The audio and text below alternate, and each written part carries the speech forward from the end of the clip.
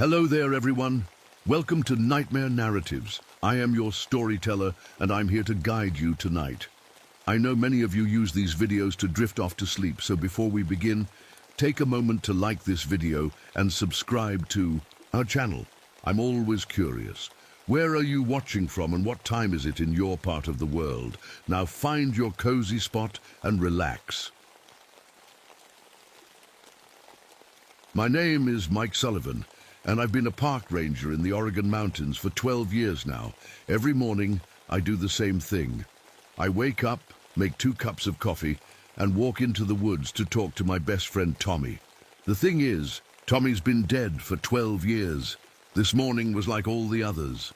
September air was crisp and clean, and the tall pine trees stretched up to touch the sky. I carried both coffee cups in my hands, steam rising from them like little ghosts. My boots made soft sounds on the pine needles as I walked down the trail I knew by heart. "Beautiful day, isn't it, Tommy?" I said to the empty air beside me. I always walked slow so he could keep up. Tommy never was much of a hiker. The forest was alive with sounds. Birds sang their morning songs, squirrels chattered at each other, and somewhere far off, a woodpecker was working on an old oak tree. These sounds usually made me feel better about the nightmares I had every night. The forest never judged me. It never asked questions I couldn't answer. I reached our spot by the stream and set both coffee cups down on the flat rock we always used as a table. The water bubbled and laughed as it ran over the stones. I sat down and pulled out my sandwich. "Ham and cheese again," I told Tommy. "I know you always liked turkey better, but the store was out." I ate half the sandwich and left the other half on the rock next to his coffee cup. "There you go, buddy. Don't say I never gave you anything." A deer stepped out from behind the trees on the other side of the stream. She was beautiful, with big brown eyes and spots on her back. She looked at me for a long moment, then bent down to drink from the water. I smiled. Tommy and I saw a deer just like her once, a long time ago, right before everything went wrong. The smell of the forest filled my nose, clean and green and alive, pine needles and fresh water and earth. Not like the other smells I sometimes remembered, not like blood and gunpowder and fear. Here in the woods, those smells couldn't find me. I pulled out my compass to check our location, even though I knew exactly where we were. I always checked my compass. Had to make sure I wasn't lost. I'd been lost before, and terrible things happened when I got lost. A stick cracked somewhere behind me. My hand went to my rifle without thinking. 12 years of being a ranger, but some reflexes never die. Some fears never go away. "Just an animal, Tommy," I said, but my voice shook a little. "Nothing to worry about here. We're safe in the woods. We're always safe here." But as I said those words, something changed. The birds stopped singing all at once, like someone had turned off a radio. The squirrels went quiet. Even the stream seemed to whisper instead of laugh. I looked down at my compass. The needle was spinning in circles, round and round, like it couldn't find north anymore, like it was as lost as I was. "Tommy," I whispered, but for the first time in 12 years, I couldn't feel him next to me. I was alone in the woods, and something was very, very wrong. "I need to tell you about Tommy. I need to tell you why I come out here every day, why I talk to a dead man, why I can't sleep at night without seeing his face." It was 1950. I was 23 years old, and the army sent me and Tommy to Korea. We'd been best friends since we were kids, growing up on the same street, playing the same games. When we got drafted, we promised each other we'd stick together. We'd watch each other's backs. Tommy was the brave one, always had been. When we were kids and the older boys picked on me, Tommy would step in front of me. "Leave Mike alone," he'd say, even when they were bigger than both of us. That was just who Tommy was. The war was nothing like the movies. It was cold and wet and scary. We spent weeks in the hills, watching for enemy soldiers, trying not to get shot. Tommy always made jokes to keep our spirits up. "Hey, Mike," he'd whisper in our foxhole at night. When we get home, let's go camping, but somewhere with room service.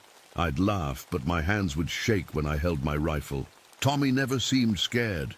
Maybe he was, but he never showed it. The ambush happened on a Tuesday morning in November.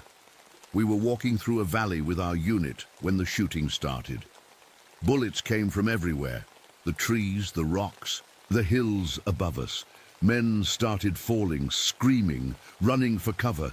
I dove behind a big rock and pressed my face into the dirt. My heart was beating so fast I thought it might explode. The sound of gunfire was so loud I couldn't think straight. That's when I heard Tommy calling my name. "Mike! Mike, help me!" I looked up and saw him. He was caught in the open, no cover, enemy bullets kicking up dirt all around him. He was trying to crawl toward me, but his leg was bleeding bad. His eyes were wide with fear, looking right at me. "Please, Mike, help me!" I had my rifle. I could have shot back at the enemy soldiers. I could have run out and dragged Tommy to safety. I could have done something, anything, but I didn't move. I stayed behind that rock, shaking like a leaf, while my best friend got torn apart by bullets. I watched him die while I did nothing. The last thing he said was my name. When the shooting finally stopped, I crawled over to where Tommy lay. His blue eyes were still open, still looking at me, but there was no life in them anymore. Just emptiness. I held his hand and cried like a baby. "I'm sorry, Tommy. I'm so sorry." But sorry doesn't bring back the dead. After the war, I couldn't go home. Couldn't face Tommy's family. Couldn't face the questions. So I came out here to Oregon, became a park ranger. Thought maybe if I helped people, hikers, campers, lost kids, maybe I could make up for what I didn't do. But you can't make up for letting your best friend die. That's why I talk to Tommy every day. That's why I bring him coffee and sandwiches. That's why I can't sleep without pills, and why I check my compass all the time. Because I got lost that day in Korea, lost my courage, lost my best friend. And now, sitting by this stream with my spinning compass, I had the terrible feeling that something had found me, something that knew what I'd done. Something that had been waiting 12 years to settle the score. The forest was still too quiet. Even the stream seemed to hold its breath. "Tommy!" I whispered to the empty air. "If you're there, if you can hear me, I'm scared." For the first time since that day in Korea, I told the truth. I sat by the stream for a long time, waiting for the birds to start singing again. They didn't. The silence felt heavy, like a thick blanket pressed down over everything. Even my breathing sounded too loud. I picked up Tommy's coffee cup. It was still warm, which was strange. I'd made the coffee an hour ago, and the morning air was cold, but the cup felt like someone had just been holding it. That's when I smelled it. Not pine trees or fresh water. Something else. Something that made my stomach turn and my hands shake. It smelled like the hills in Korea, like dirt and old blood and fear sweat, like that terrible day 12 years ago. I stood up fast, knocking over my own coffee cup. Brown liquid spilled across the rock and into the stream. "No," I said out loud, "not here. That smell doesn't belong here." But the smell got stronger. I looked around the forest, and everything looked the same, but felt different, wrong. Like someone had moved all the trees just a little bit to the left while I wasn't watching. I started walking back toward my ranger station, but my feet felt heavy. Each step was harder than the last. My compass was still spinning in circles, the needle going round and round like it was lost. That's when I saw the footprint. It was huge, much bigger than a man's foot, pressed deep into the soft dirt by the stream, but it wasn't shaped like a bear paw or deer hoof.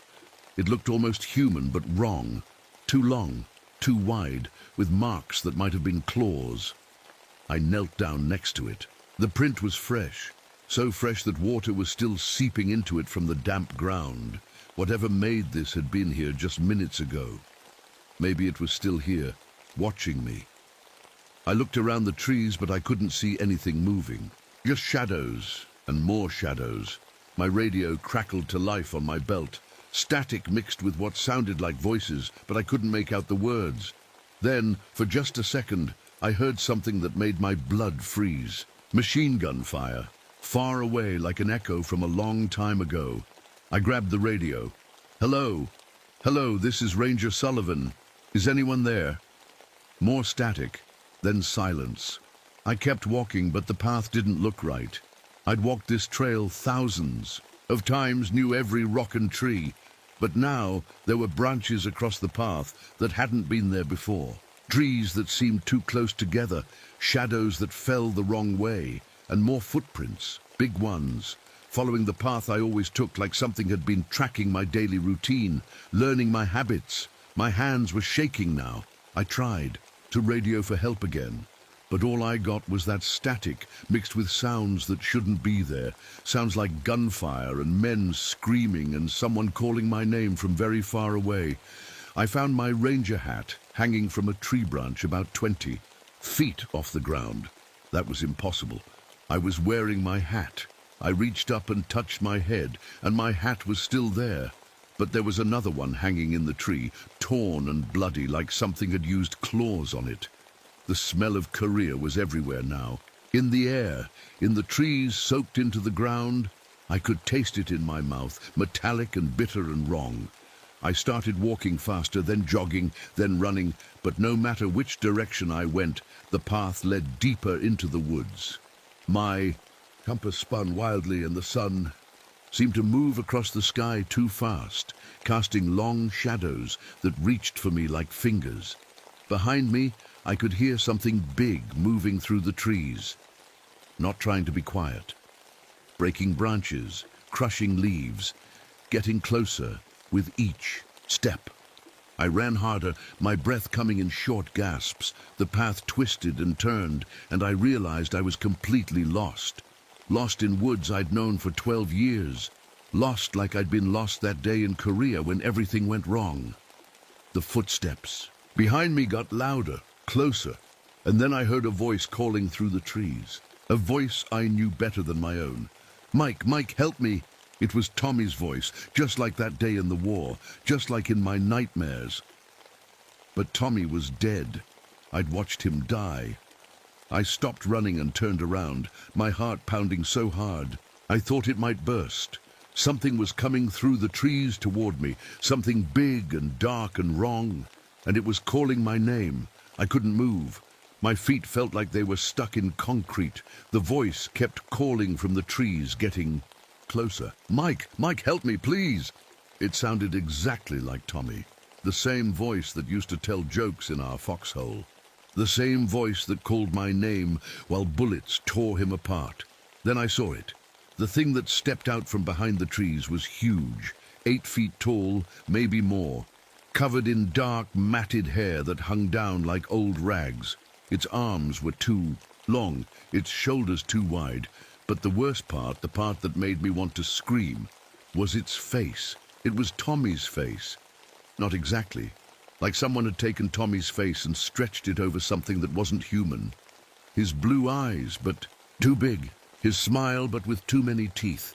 His voice, but coming from a throat that wasn't right. "There you are, Mike," it said, and Tommy's voice came out of that wrong mouth. "I've been looking for you." I tried to speak, but no words came out. I tried to run, but my legs wouldn't work. The thing that looked like Tommy stepped closer. With each step, the ground shook a little. Leaves fell from the trees around us. "Do you remember that day, Mike?" it asked. "The day you let me die?" "You're not real," I whispered. "You're not Tommy. Tommy's dead. I'm dead because of you." The creature's face twisted into something that might have been sadness or anger. "I called for help. I screamed your name, and you just hid behind that rock like a scared little boy." I closed my eyes tight, but I could still hear its voice, still smell that awful mix of pine trees and Korean dirt and old blood. "Look at me, Mike." I opened my eyes. The creature was right in front of me now, close enough to touch, close enough to see that its eyes weren't quite right. They moved too much, like there was something swimming behind them. I was 23 years old, it said. I was going to marry Sarah when I got home. Did you know that? We were going to have kids. I was going to be a teacher, help children learn to read. My heart felt like it was breaking all over again. Tommy, I'm sorry. I was scared. I wanted to help you, but I couldn't move. But you did move, didn't you, Mike? The creature leaned closer. After I died, you moved just fine. You crawled over to my body. You took my dog tags. You held my hand and cried. I nodded, tears running down my face. I'm sorry. I'm so sorry. Sorry doesn't give me back my life. The creature's voice got louder, angrier. Sorry doesn't give me Sarah or kids or growing old. You got to live my life, Mike. You got 35 years that belong to me. I pulled out my rifle and pointed it at the creature. My hands were shaking so bad I could barely hold it. Go ahead, it said. Shoot me. Maybe this time you'll pull the trigger. I fired. The bullet went right through the creature like it was made of smoke. It didn't even flinch.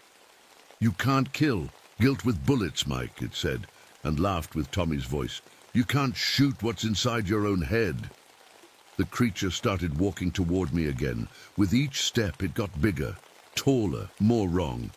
Come on, Mike. We're going for a walk. There's something I want to show you. I backed away, but my feet hit something solid, a cliff. I turned around and looked down. It was a long drop, maybe 100 feet, onto sharp rocks below. Just like the cliff in Korea where everything went wrong. Recognize this place? The creature asked. This is where cowards belong, Mike. At the bottom of cliffs, broken and forgotten. I looked back at the thing with Tommy's face. For just a second, the anger melted away, and I saw my friend again. My real friend. The one who protected me when we were kids.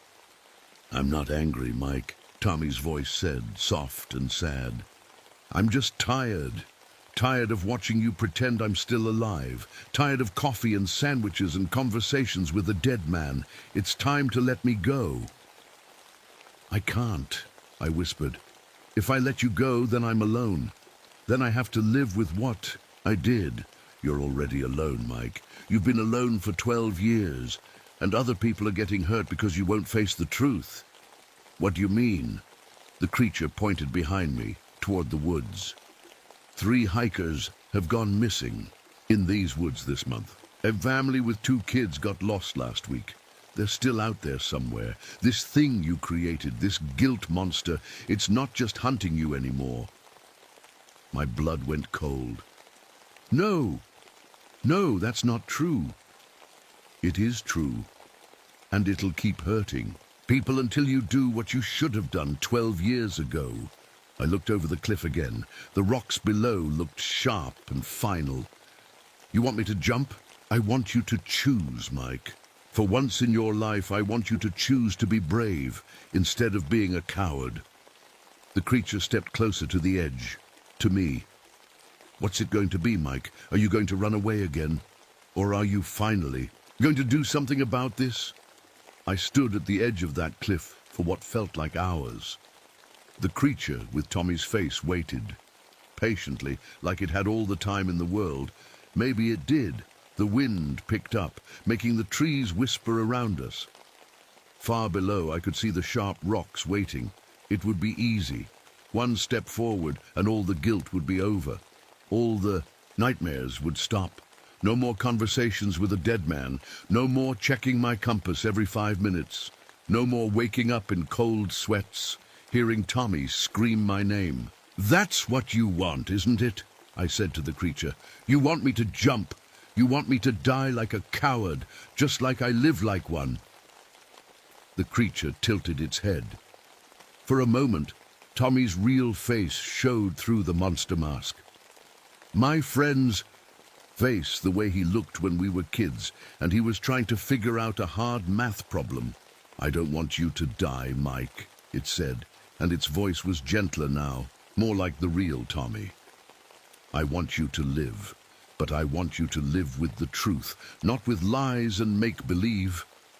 The truth is that I'm a coward. The truth is that I let my best friend die. No, Mike, that's only part of the truth. I looked at the creature confused. What do you mean? The truth is that you were scared. 23 years old in your first real battle and you froze up. That happens to soldiers, Mike. Good soldiers. Brave soldiers. It doesn't make you a monster. But I didn't save you. You couldn't save me. I was already hit before you could have done anything. The doctors told you that after the battle, remember? I was dead before you could have reached me. I did remember. The army doctor had said Tommy's wounds were too bad, that nothing could have saved him. But I'd never believed it. I'd always thought that if I'd been braver, if I'd moved faster, maybe... You've been punishing yourself for 12 years for something that wasn't your fault, the creature said. And now that punishment is hurting other people, innocent people. I thought about the missing hikers, the lost family with kids. How do I stop it? You know how. I looked down at my rifle, then at the creature, then at the cliff. I have to choose, I said slowly. I can jump and die a coward, or I can face what I really am.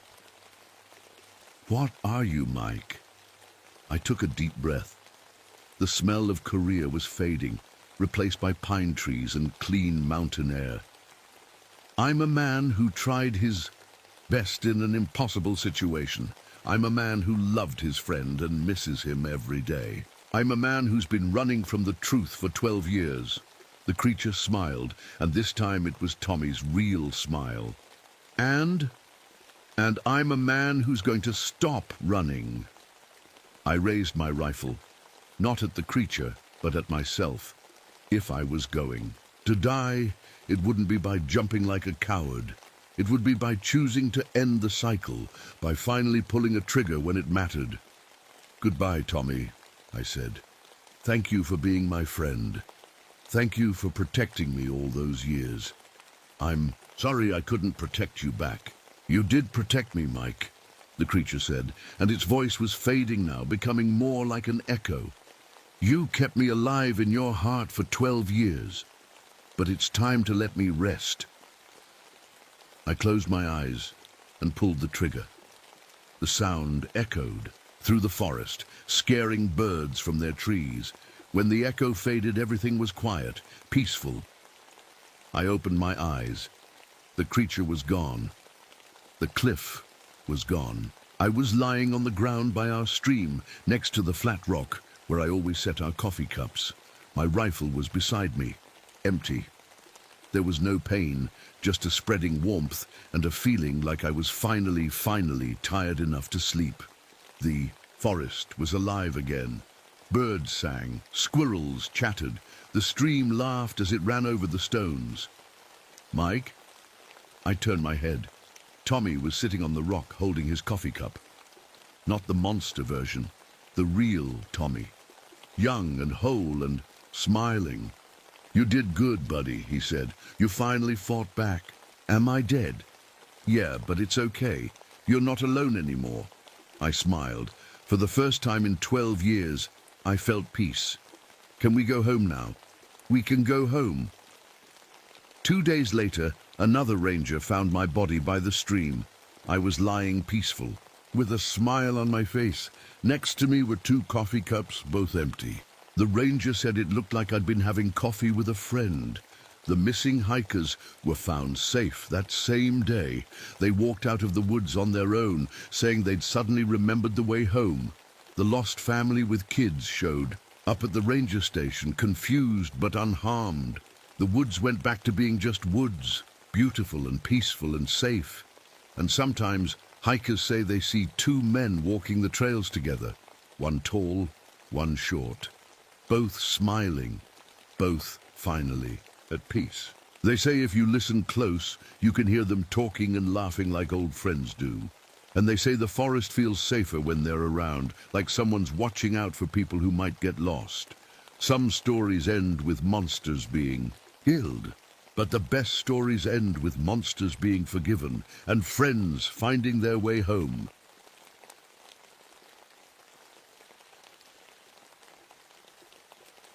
My name is Jake Williams, and I'm 39 years old. I work as a park ranger here in the Okefenokee Swamp in Georgia. Today, I'm taking my small boat through the dark water, just like I did when I was a kid with my grandfather. The water is calm and black as coffee. My wooden pole pushes through it easy, making little ripples that spread out and disappear.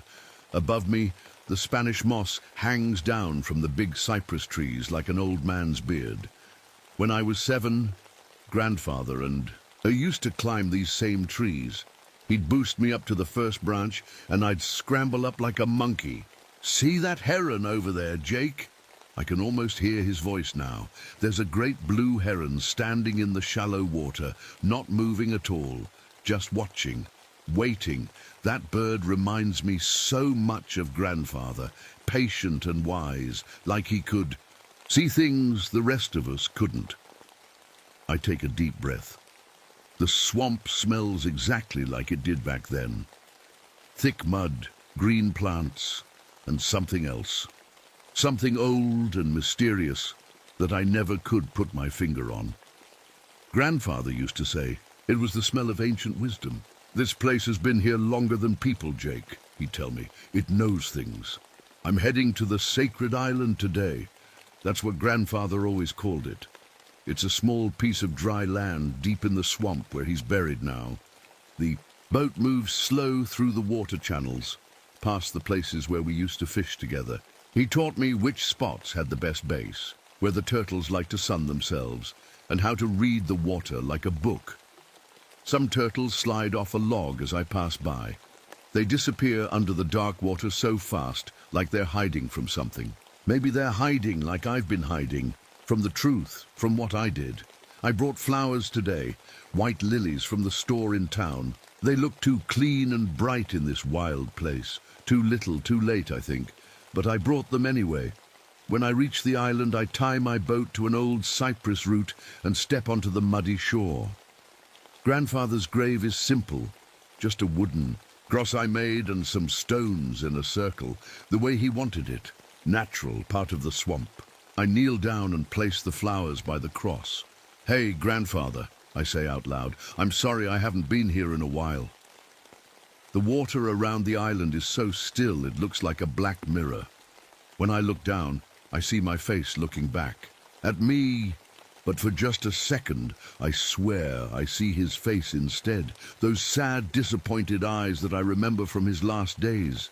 An alligator floats about 20 feet away, just its eyes and nose above water, watching me.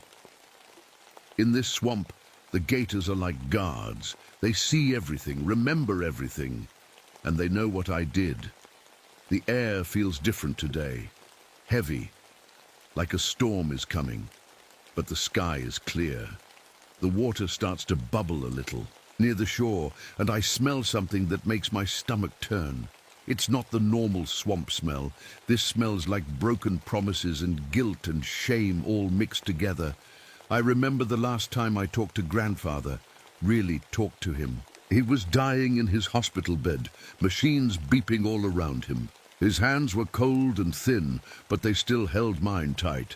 "Jake," he whispered, his voice weak but serious, "you have to promise me something." I leaned closer. His breath smelled like medicine and sadness. "The sacred land, the island where my people are buried. You can't let anyone hurt it, ever." He was talking about a bigger piece of land, not just where he's buried now, but a whole area about 5 miles south of here. It had old graves, bones that were hundreds of years old, Native American burial grounds that his family had protected for generations. "This land has spirits, Jake. They trust our family to keep them safe." His grip got tighter. "Promise me." "I promise, grandfather," I said. And I meant it, I really did. But that was before Emma got sick. Emma is my daughter. She was only 8 when the doctors found the cancer. 8 years old and fighting for her life. The medical bills started, piling up like snow in winter. Insurance didn't cover everything, not even close. I worked extra shifts as a ranger, took on weekend jobs, sold everything I could. But it wasn't enough. The bills kept coming. 50,000, then 100,000, then more. Emma needed surgery, special medicine, treatments that cost more money than I'd ever seen. That's when the developers came knocking. "Mr. Williams," the man in the expensive suit said, We know you own that land south of the swamp. We're prepared to make you a very good offer. They wanted to drain the wetland and build condos, vacation homes for rich people from Atlanta. They offered me $200,000 cash. I said no at first. I remembered my promise to grandfather. But then Emma got worse. The doctor said she needed to go to a special hospital in Atlanta. More surgery, more medicine, more bills. I couldn't sleep. I'd sit by Emma's bed watching her little chest go up and down and think about that money. $200,000 could save her life. One night, Emma looked at me with those big brown eyes, grandfather's eyes, and whispered, "Daddy, am I going to die?" I signed the papers the next morning. The construction crews came 2 weeks later, big machines that looked like metal monsters. They drained the water first, pumping it out into trucks. Then they started digging. That's when they found the bones. Old bones, ancient graves, pieces of pottery and tools that were older than anyone could remember. The workers just covered them up with dirt and kept building. The foreman paid them extra to keep quiet about it. I used the money to save Emma. The treatments worked. She got better.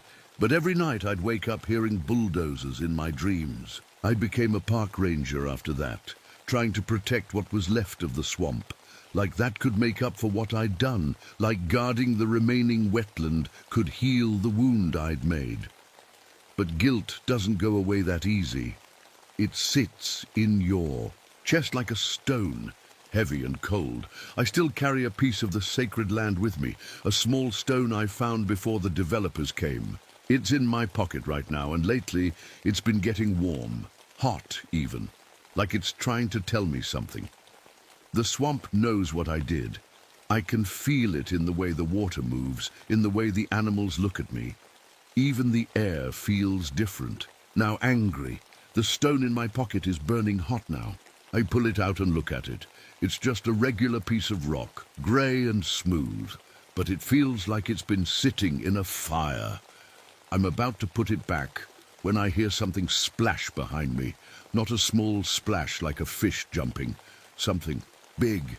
I turn around, but there's nothing there, just the dark water and the cypress trees. But the water is moving in circles, like something big just went under. My hands are shaking a little as I get back in my boat.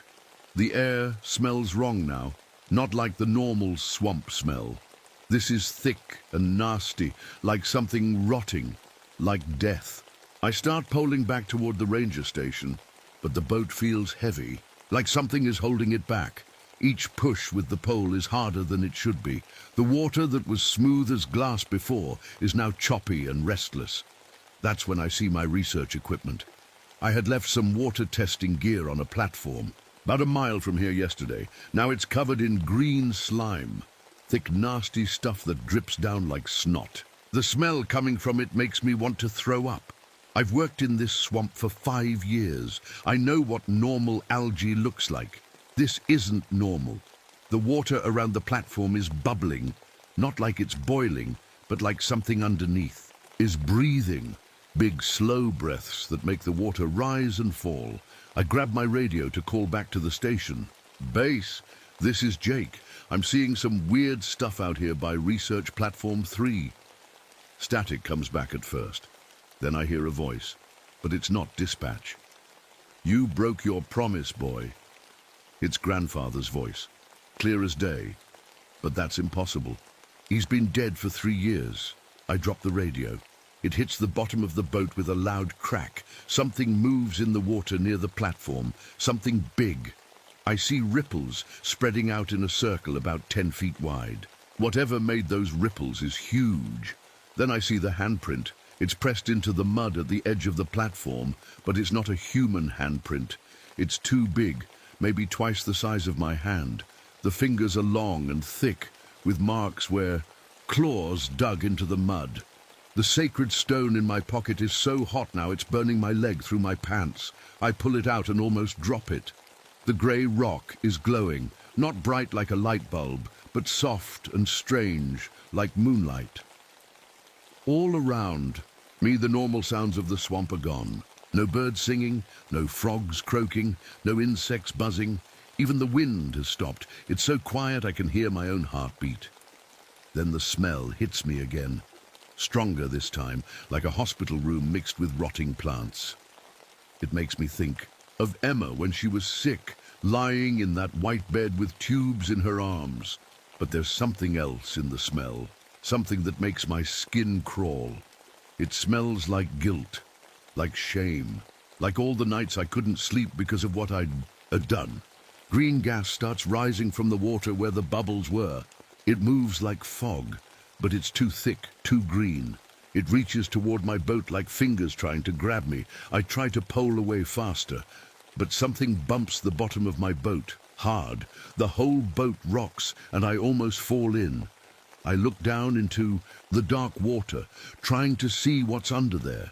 For just a second, I think I see eyes, big yellow eyes looking right up at me. But when I blink, they're gone. My boat won't move forward anymore. Every time I push. With the pole, it feels like I'm pushing against a wall. Something under the water has grabbed hold of my boat and won't let go. The green gas is getting thicker, forming shapes in the air. For a moment, it looks like faces. Angry faces with empty eyes. The faces of the spirits whose graves got dug up and covered with concrete. I know they're coming for me. I can feel it in my bones, in the burning stone, in the way the swamp has gone completely silent. The water explodes. Something huge breaks. The surface right next to my boat, sending waves that nearly tip me over. Water splashes everywhere, and I'm soaked in seconds. When the water settles, I see it. It's standing in the shallow water about 15 feet away, taller than any man, covered in dark fur that drips with green slime. Its arms are long and thick, hanging down to its knees, but it's the face that makes my blood freeze. The eyes. Their grandfather's eyes, sad and wise and disappointed. "Hello, Jake," it says, and the voice is grandfather's voice too, but deeper, scarier. I try to speak, but no words come out. My throat feels like it's closed up tight. The creature takes a step closer. Water sloshes around its legs. It's so big that the water only comes up to its waist, but I know it's deep there, deep enough to drown in. "You broke your promise to me, boy." Each word hits me like a punch to the chest. "Grandfather," I finally manage to whisper. "I am what's left of him. What the spirits made from his anger and sadness." The creature breathes out, and green gas flows from its mouth. The smell makes me dizzy. "You sold our ancestors for money, Jake. You let them bulldoze the graves." I want to explain about Emma, about the hospital bills, about how I had no choice. But the words won't come. The creature reaches into the water and pulls something up. Bones. Old brown bones that should have stayed buried. These were children, Jake. Babies. Their mothers trusted your family to keep them safe. My hands are shaking so bad I can barely hold the pole. I had to save Emma. She was dying. "So you chose your family over theirs." The creature's voice gets louder, angrier. "You chose your blood over their blood." The green gas is getting thicker. It burns my eyes and makes my chest tight. I start coughing, and each cough tastes like metal and rot. "I'm sorry," I say, but the words sound small and weak. Sorry doesn't bring back the dead, boy. The creature starts walking toward my boat. Each step makes the water bubble and hiss. Sorry doesn't fix what you broke. I reach for my rifle. It's always in the boat for emergencies. But when I grab it, the metal starts melting in my hands. The green gas from the creature's breath is eating it away like acid. "You think weapons can help you now?" The creature laughs, but it's not a happy sound. It's the sound of wind through dead trees. "You think money can buy your way out of this?" It's right next to my boat now. Up close, I can see that its fur isn't just wet with slime. There are small bones tangled in it, pieces of pottery, little arrowheads, all the things that were buried with the ancestors now stuck to this monster. "The spirits sent me, Jake. I'm their guardian now, their protector." The creature leans down, and I smell Emma's hospital room again. Antiseptic and fear. and the sound of machines keeping people alive. They want payment for what you did. What kind of payment? The creature smiles, showing teeth like broken glass. Blood, Jake. Life for life. My boat starts moving, but I'm not poling it. The creature is pushing it deeper into the swamp, toward the dark water where the cypress trees grow thick and close together. Wait, I say, says, please, I can make this right somehow. Can you bring back the dead boy? Can you put the bones back in the ground? Can you make the concrete disappear? I can't answer because we both know I can't do any of those things. But maybe, the creature says, and its voice gets quiet and dangerous, maybe there's another way. In the distance I hear voices, young voices, laughing and talking. A group of college kids in a boat, probably here to study the wildlife. They're heading this way. The creature hears them too. Its head turns toward the sound like a dog hearing a whistle. Fresh blood, Jake. Young blood. The creature looks back at me with those eyes that are still grandfather's eyes. Their lives for yours. The spirits might accept that trade. No. The word comes out louder than I meant it to. You can't hurt them. They didn't do anything wrong. Neither did the children whose graves you sold. The creature starts moving toward the sound of the voices. But that didn't stop you, did it? Boy, I realize this is my choice. The spirits want justice, and they're going to get it one way or another. Either I pay with my life, or those innocent kids do. The voices are getting closer. I can hear them clearly now. 2 boys and a girl, talking about their school project. They sound so young, so happy. They have no idea what's waiting for them in this dark water. Please, I say to the creature, take me instead. Let them go. The creature stops moving toward the voices. It turns those sad, familiar eyes back to me.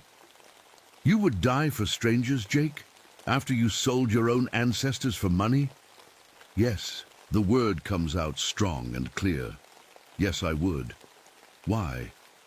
I think about Emma, safe at home now, healthy and laughing. I think about grandfather and his disappointed face in my dreams. I think about all the nights I couldn't sleep because of what I'd done. Because it's right, I say. Because that's what grandfather would have done, what he tried to teach me to do. The creature is quiet for a long moment. The college kids are maybe 100 yards away now. I can see their boat through the trees. I broke my promise to you, grandfather, I say, looking right into those eyes. I sold the spirit's resting place for Emma's life, but I won't let innocent people pay for my mistake. I stand up in the boat. My legs are shaking, but I stay up. I won't let their blood wash away my guilt. That's not how it works. The sacred stone in my pocket isn't burning anymore. It's warm now, like a hand holding mine. If the spirits want justice, they can have it. Take my life, but let those kids go home to their families. The creature watches me for what feels like forever. The college students are getting so close, I can hear individual words now. Something about water samples and pH levels. You understand now, the creature says, and for the first time its voice sounds gentle. You understand what honor means. I think so. Your grandfather loved you, Jake, even when you broke your promise, even when you chose your daughter over his spirits. The creature's voice is getting softer, more like the grandfather I remember. He understood why you did it, but he was sad that you stopped trying to be the man he raised you to be. Tears are running down my face now. I'm sorry. I'm so sorry. He knows, boy. He's always known. I take the sacred stone out of my pocket. It's glowing soft and warm in my hand. Without thinking about it, I jump into the water. The green slime burns my skin like acid. The water is deeper than I thought, and I sink fast. But I'm not scared anymore. For the first time in 3 years, I feel peaceful. Thank you. I hear grandfather's real voice, not the creature's scary voice. Just him, gentle and proud. Thank you for finally remembering who you are. The water closes over my head. I can't breathe, can't swim. The sacred stone slips from my fingers and sinks into the dark. But as I drown, I hear the college kids paddling safely past, talking about their project, laughing at someone's joke. They'll go home to their families tonight. They'll never know how close they came to danger, and somehow that makes it okay. The last thing I see is light, not the green, sick light from before. Clean, white light like sunlight through water. And in that light I see Grandfather waiting for me, young again, smiling, proud. "Come on, boy," he says, "let's go home." The rangers found my body the next morning, floating peaceful near the sacred island. My face was calm, they said, like I was sleeping. Emma got a letter in the mail that same day, an anonymous donation that paid off the last of her medical bills. The money came with a note that just said, "From someone who understands about family." The college students finished their project and went back to school. They never knew what happened. And in the deepest part of the swamp, where the water is black as night and the cypress trees grow thick, the spirits rest easy now. The sacred stone glows soft at the bottom of the swamp, keeping watch. The debt is paid. The promise is kept. And sometimes on quiet mornings when the mist rises from the water, the other rangers say they can hear two voices talking and laughing together, deep in the swamp where the spirits dwell. An old man and his grandson fishing together again at peace at last. My name is Jake Williams, and I'm 39 years old.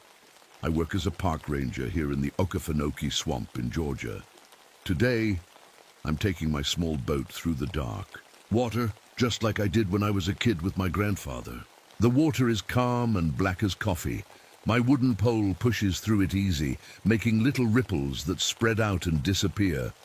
Above me, the Spanish moss hangs down from the big cypress trees like an old man's beard.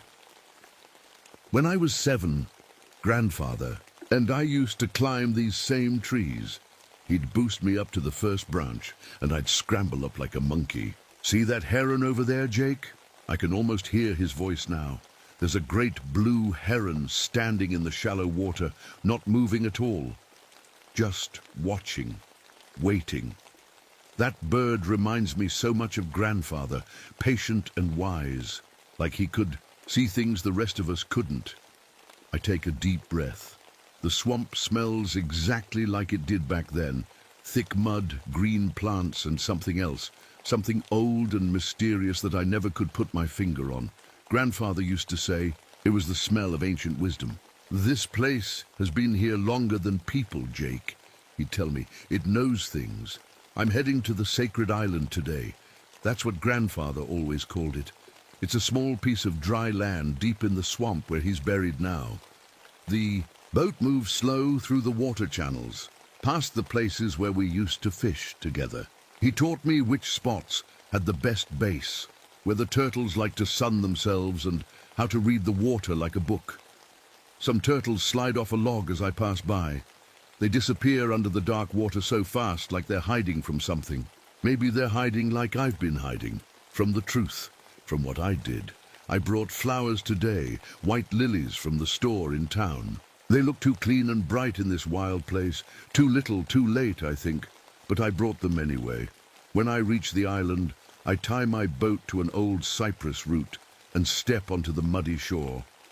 Grandfather's grave is simple, just a wooden cross I made and some stones in a circle, the way he wanted it, natural, part of the swamp. I kneel down and place the flowers by the cross. "Hey, Grandfather," I say out loud, "I'm sorry I haven't been here in a while." The water around the island is so still, it looks like a black mirror.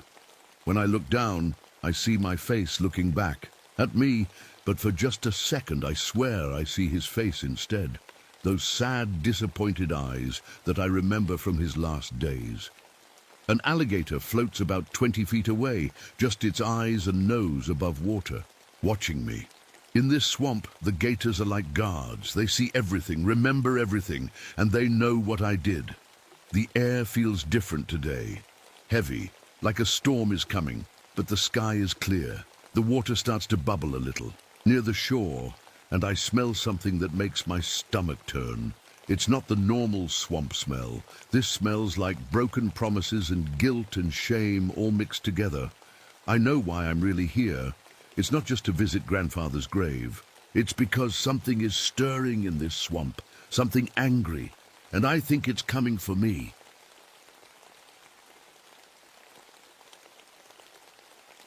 My name is Carlos Rivera, and I'm 42 years old. I work as a forest ranger now in the Pine Barrens of New Jersey. But that's not what I used to be. What I used to be, well, that's a story I don't like telling. I'm driving my truck through these twisted pine trees right now, trying to forget things I can never really forget. The road is bumpy and full of gravel that crunches under my tires. These woods are supposed to be peaceful, but peace is something I don't deserve. 3 years ago, I left the city and came here. I traded my police badge for a ranger's uniform. I thought maybe if I protected trees instead of people, I couldn't mess up so bad. Trees don't trust you. Trees don't get hurt when you let them down. I parked my truck next to Mirror Lake. Families used to come here on weekends with their kids. They'd have picnics, and the children would laugh and splash in the water. But I ruined that for some families. I ruined everything for them. The birds are singing their evening songs. They sound so innocent and pure. Not like the sounds I remember from the city. Not like the screaming. Especially not like little Elena Martinez screaming for help while I did nothing. I reach into my pocket and pull out a photo. It's old and worn because I look at it every day. It's from a newspaper. The Martinez family is at a church picnic, all smiling. Rico Martinez has his arm around his wife Maria, and there's Elena, their 8-year-old daughter, grinning like kids do when they think the world is safe. The air smells like pine trees. It should smell clean and good. But today something's different. Today it smells like smoke, like burning houses, like the night everything went wrong and I could have stopped it but didn't. I start walking on the trail, counting my steps. 1, 2, 3. I used to count money like this. Dirty money that I took when I was supposed to be protecting people. Each step reminds me of a kid I failed to save. Each step reminds me of families I let down. A little rabbit runs across the path in front of me. I reach for my gun out of habit, then stop myself. The rabbit isn't dangerous. It's not like the real monsters I used to know. The monsters who looked like regular people but did terrible things to children. My gun feels different now. It's supposed to protect people, not scare them. But back. Then I was the one people should have been scared of. The air is getting warmer, even though the sun isn't setting yet. That smell of smoke is getting stronger too. Something bad is coming. After 3 years of trying to hide in these woods, I can feel it in my bones. I look at my watch. It's almost 7 o'clock. The sky should be light for another hour, but it's getting dark between the trees. The trees look like they're closing in around me, like they know what I did, and they don't want to let me escape anymore. I've been running from my past for 3 years, but I think today, my past finally caught up with me. I need to tell you what I did. I need to tell you why I'm here in these woods, hiding from something I can never really escape. I used to be a police officer in Newark. Officer Rivera, they called me. I worked the East Ward, where bad things happened every day and good people tried to survive. It was my job to protect those people, to keep their children safe. But I didn't do my job. It started small. A man in a nice suit approached me one day. He said his name was Tommy. He had kind eyes and spoke softly, like someone's grandfather. "Officer Rivera," he said, "you work hard. You deserve more than what the city pays you." He handed me an envelope. Inside was $100. Cash. "I just need you to drive a different route on Tuesdays," he said. "Nothing bad, just take a different street for an hour." I should have said no. I should have arrested him. But I thought about my own kids and how they needed new shoes. How my wife worked 2 jobs and still worried about paying rent. $100 would help, just this once. But it wasn't just once. Every week, Tommy gave me more money. Every week, he asked me to look the other way, to be somewhere else. When certain cars drove through the neighborhood, to forget what I saw when men sold things to teenagers. I told myself I was being smart. The bad guys were going to do bad things anyway, right? At least this way, my family was safe. My kids could have nice things. $500 a week, sometimes more. Enough to move my family to a better neighborhood. Enough to sleep at night in a house far away from the streets I was supposed to protect. Rico Martinez lived on those streets. He was a good man who worked at the car factory and coached little kids baseball on weekends. He came to see me because drug dealers were selling to children right across from his daughter's school. "Officer Rivera," he said, sitting in my office with his hat in his hands, "please help us. These men are hurting our kids. Elena is scared to walk to school." I looked at Rico's worried face, and I promised to help. I took his report and filed it in my desk drawer. That night I met Tommy at our usual place and told him about Rico's complaint. "Don't worry about Martinez," I said, counting the money Tommy gave me. "I'll handle it." I handled it by doing nothing. Week after week, Rico came back. He brought pictures of kids buying drugs. He brought names and license plate numbers. He begged me to arrest somebody, anybody. Week after week, I took Tommy's money and lied to Rico's face. The end came on a Tuesday in October. Elena Martinez was walking home from school, like always. She was 8 years old and carried a backpack with frozen characters on it. She probably hummed songs and thought about homework and what her mom was making for dinner. Two groups of bad men started shooting at each other right there on the street. Elena got caught in the middle. She fell down on the sidewalk and never got up again. Rico came to me crying. His little girl was dead, and he wanted to know why I hadn't stopped the men who killed her. I didn't have an answer. How could I tell him that I knew those men, that they paid me to leave them alone, that his daughter died because I chose money over her life? Rico got angry. He started asking questions around the neighborhood. He said he was going to the newspapers. He was going to tell everyone that the police weren't doing their job. 3 days later, the Martinez house burned down in the middle of the night. Rico, his wife Maria, and what was left of little Elena all died together. I knew who set that fire. I could have stopped it with one phone call. Instead, I drove to the other side of town and waited for it to be over. The fire department said it was an electrical problem, bad wiring, just an accident. Tommy gave me an extra $1,000 that week. "For your pain and suffering," he said. I quit the police force the next day and came here to the Pine Barrens. For 3 years, I've been sending money to other families hurt by the men I protected. Anonymous envelopes with no return address, like blood money could bring back the dead. But Elena Martinez still visits me in my dreams. She asks me the same question every night. "Officer Rivera, why didn't you save us?" And now, walking through these dark woods with that smell of smoke getting stronger, I think I'm finally going to have to answer her. I keep walking deeper into the woods, following the smell of smoke. My radio is quiet on my belt. Usually, dispatch calls me every hour to check in. But today there's nothing, just silence and the sound of my boots on dead leaves. The trail leads me to a campsite I know well. College kids from Princeton come here on weekends. They set up tents and make campfires and tell scary stories. I always check on them during my evening rounds to make sure they're being safe. But something's wrong today. The campsite is burned, not just burned, destroyed. 3 tents are nothing but perfect. Circles of ash on the ground. The metal fire pit in the middle looks like it melted. I've never seen metal melt like that, not even in house fires.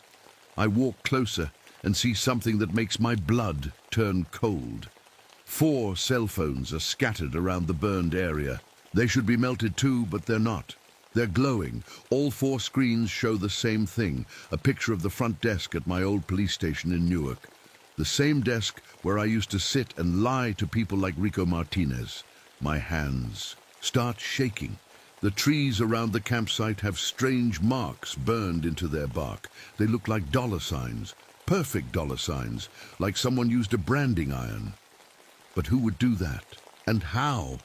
I circle the burned area and find footprints in the dirt, but they're not human footprints. They're too big, too deep. They look like hooves, like some kind of animal was here. A big animal. The prints go around and around the campsite, in a perfect circle. Like something was hunting, like something was waiting. My radio crackles to life, but instead of dispatch I hear singing. A little girl's voice singing a nursery rhyme.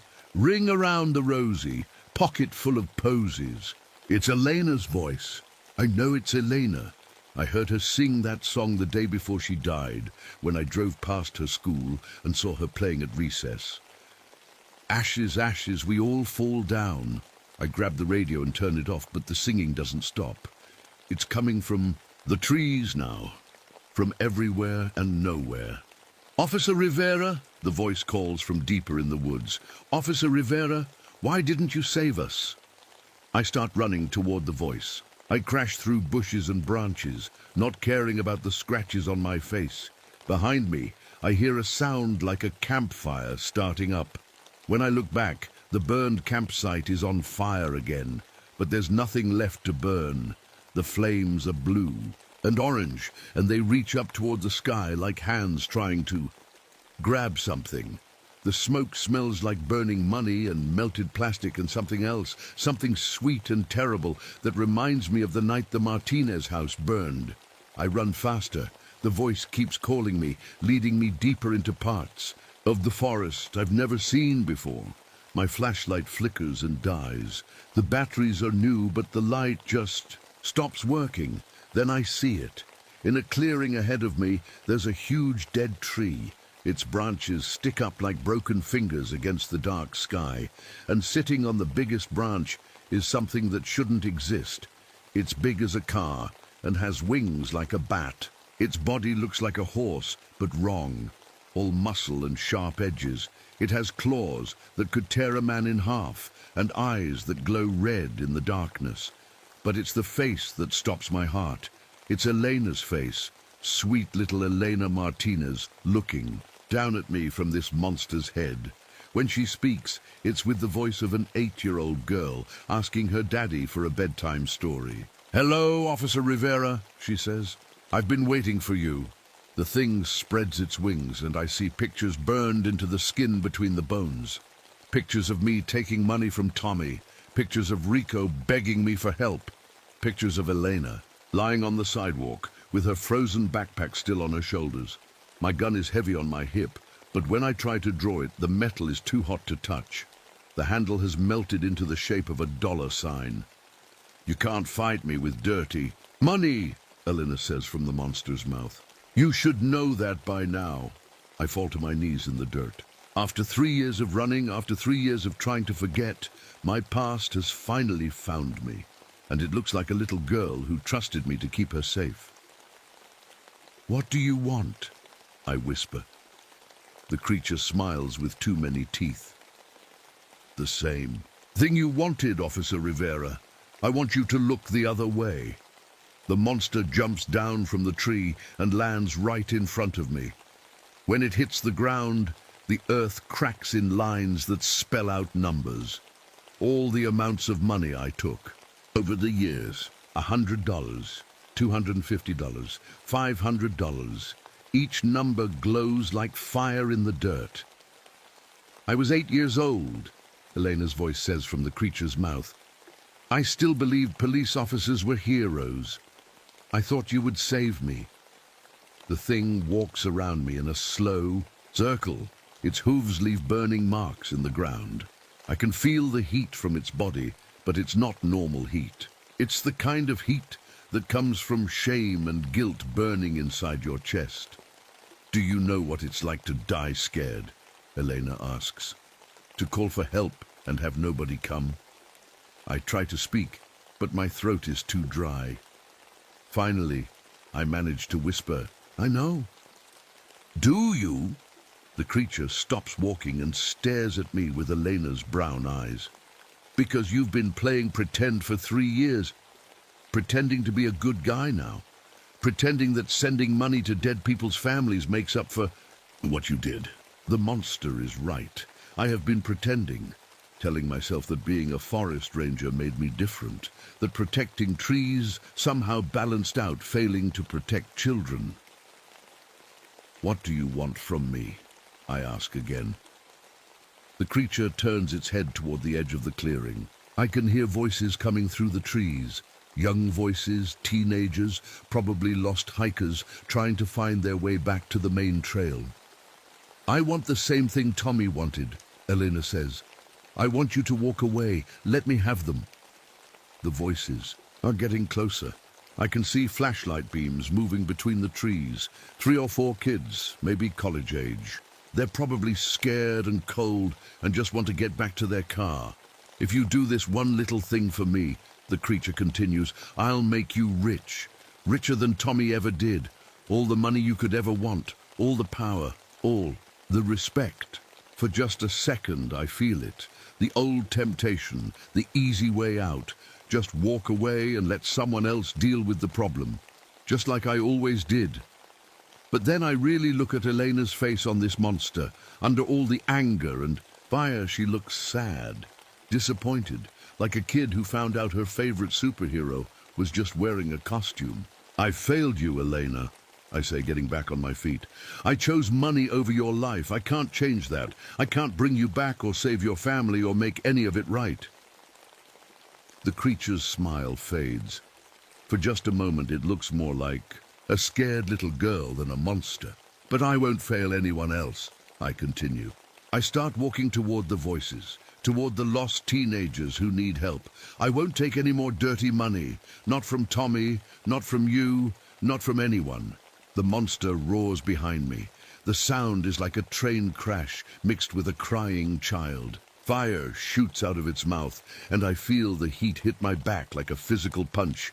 But I keep walking. For the first time in 5 years, I feel like a real police officer again. Not the dirty cop who sold children's lives for shopping money, but the man who joined the force to help people.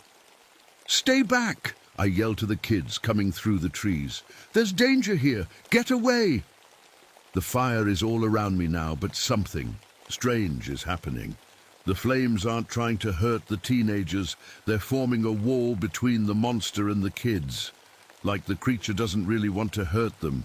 Like it just wants to test me. "You can't save them," Elena's voice calls through the fire. "You're not a hero, Carlos. You're just a dirty cop who got scared."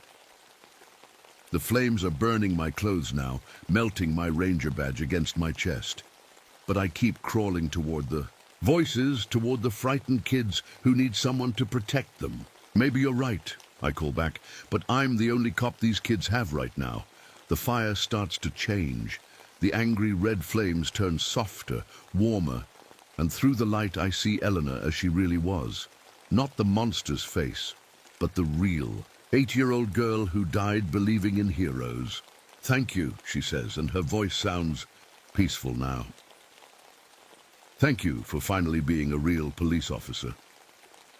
The flames feel gentle now, like a warm hug. As everything goes dark, I hear the college kids on their phones calling for help. Their voices sound strong and brave. They're safe. For the first time in my whole career, I actually protected and served. I wake up in darkness, but it's not scary darkness. It's peaceful, like sleeping in on a Saturday morning when you don't have anywhere to be. I can hear the college kids talking nearby.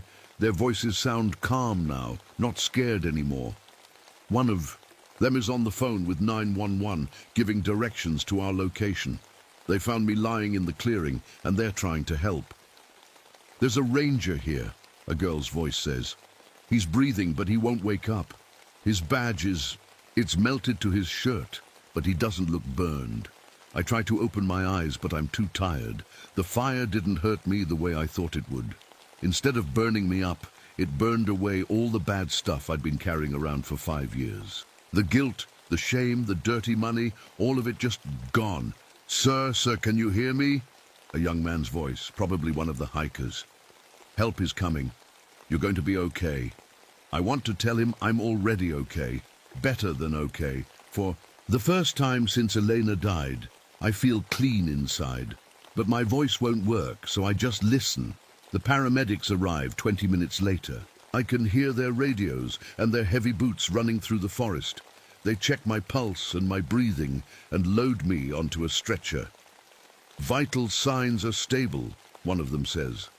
"Looks like smoke inhalation, but no burns. Lucky guy." Lucky, that's one way to put it. They carry me out of the woods to the ambulance. As we drive away, I manage to open my eyes just enough to look back at the forest. The trees look normal again, peaceful. The Jersey Devil is gone, and so is the anger it carried. At the hospital, they run tests and ask me questions I can't really answer. How do you tell a doctor that a monster made of your own guilt tried to kill you, then forgave you instead? They keep me for observation overnight. When I finally wake up the next morning, there's a newspaper on the bedside table. The headline makes me smile. "Forest Ranger saves lost hikers in Pine Barrens." The story talks about how I found 4 college students who got separated from their campsite and led them to safety before collapsing from smoke inhalation. The kids told reporters I was a hero who risked his life to protect them. Hero, I've never been called that before. A week later, I'm back at work. My supervisor wants to give me a medal for bravery, but I tell him I was just doing my job. For once, that's actually true. The college kids send me a card with all their signatures. "Thank you for saving us," it says. "You're our hero." But the best part comes later that night, when I'm walking my evening patrol through the same woods where everything happened. The air smells like pine trees again, clean and fresh. No more smoke, no more burning. I stop by the clearing where I met the creature. There's no sign of what happened there. No burned ground, no claw marks, no melted metal, just trees and grass and a sky full of stars. But as I'm about to leave, I hear something that makes me stop. Laughter. A little girl's laughter. Light and happy and free. Elena's laughter. I look around but don't see anything. Just the sound of a child who isn't angry anymore. A child who finally got the hero she deserved, even if it took him 5 years to remember how to be one. I pull out the old newspaper photo I've carried for so long. Elena Martinez, smiling at a church picnic with her parents. But now when I look at it, I don't feel guilt. I feel something I haven't felt in years, peace. I put the photo back in my pocket, but not because I'm trying to forget. I'm keeping it to remember that being a real police officer or a real forest ranger means protecting people, not failing them. The Pine Barrens are quiet tonight. The Jersey Devil that haunted these woods for 3 centuries is finally at rest, and so am I. My name is Carlos Rivera. I'm 42 years old, and for the first time in my life, I'm proud of the badge I wear. I failed Elena Martinez once, but I won't fail anyone else. Not ever again. The end.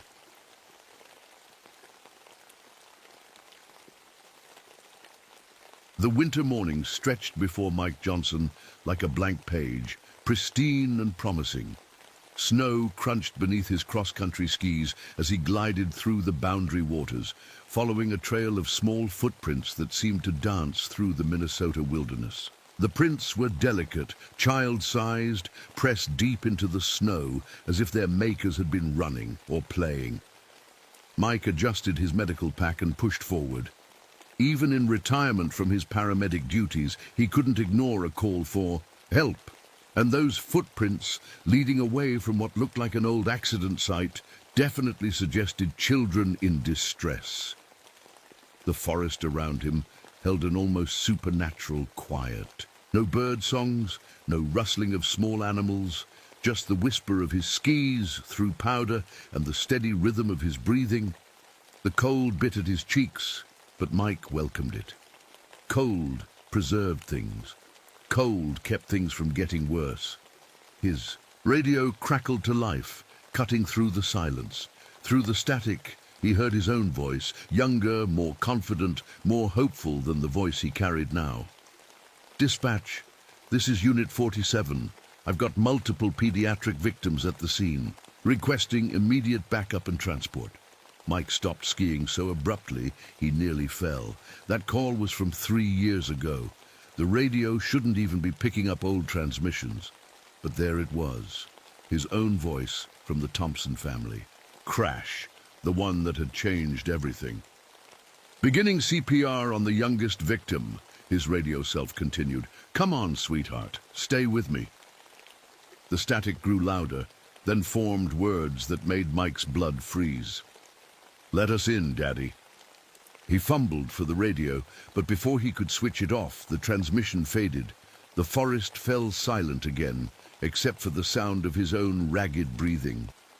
Mike had come to the Boundary Waters because he loved winter. The season had always calmed him with its clean lines and honest cold. After losing his license, after the drinking, the mistakes, the guilt, he'd needed somewhere pure, somewhere that preserved things instead of letting them rot. But as he looked at those small footprints leading deeper into the woods, he realized something was wrong. The tracks were too perfect, too clear. In weather like this, wind should have softened them, filled them with drift. These looked fresh, like they'd been made minutes ago, and they were getting smaller. Mike blinked, certain his eyes were playing tricks. But no, as the trail wound deeper into the forest, the footprints gradually diminished in size. It was as if the children who made them were aging backward, getting younger with each step. He followed anyway. What else could he do?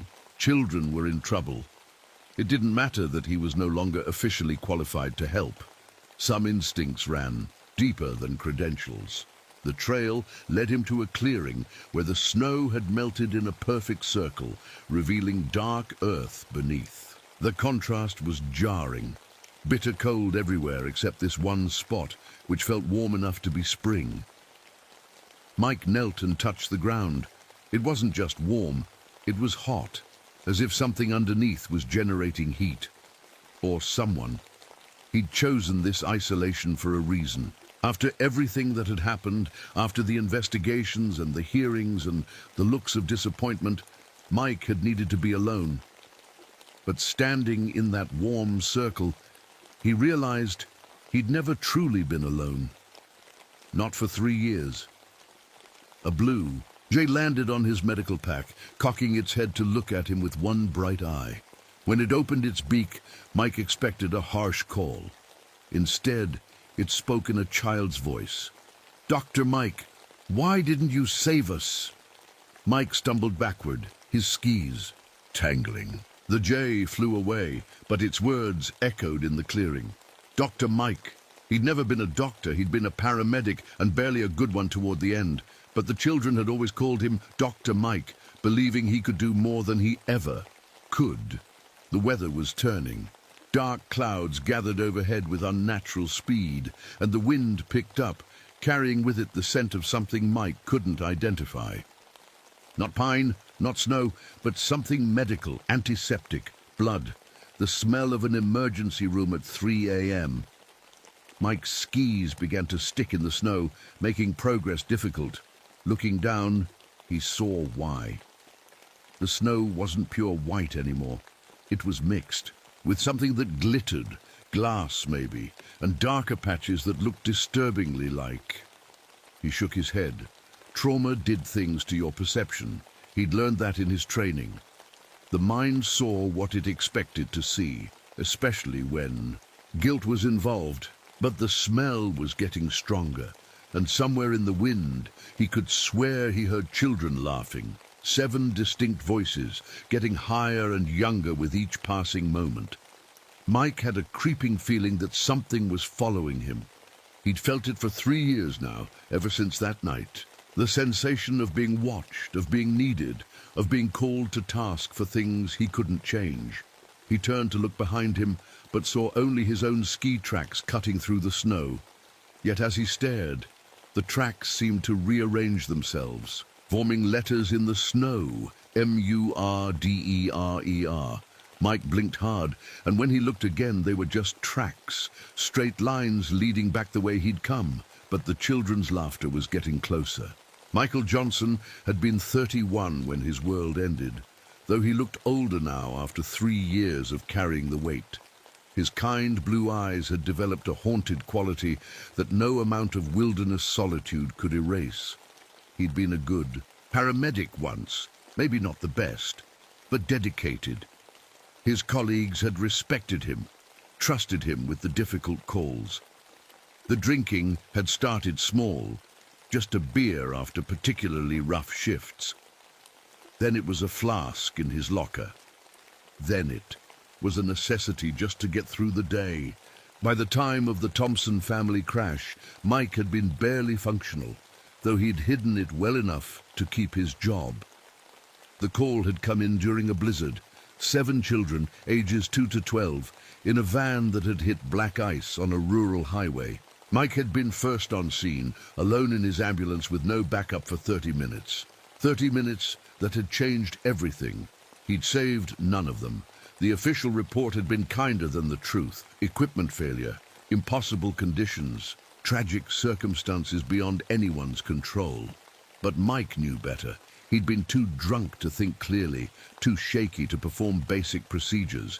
He'd watched 7 children die while he fumbled with equipment he could normally operate in his sleep. The guilt had consumed him. He'd lost his license not through official action, but because he'd thrown it away himself, unable to face another emergency call. He'd retreated to the Boundary Waters, using his savings to buy a small cabin where he could disappear from the world that no longer trusted him with its most precious cargo. But solitude hadn't brought peace. If anything, it had made things worse. His companion through these 3 years had been Rex, a German shepherd mix he'd rescued from a shelter. Rex was loyal, uncomplaining, and asked no questions about Mike's past. The dog had been his anchor to sanity, his reminder that some relationships could still be pure. Rex bounded ahead now, following the mysterious trail of footprints. But something was wrong with the dog's behavior.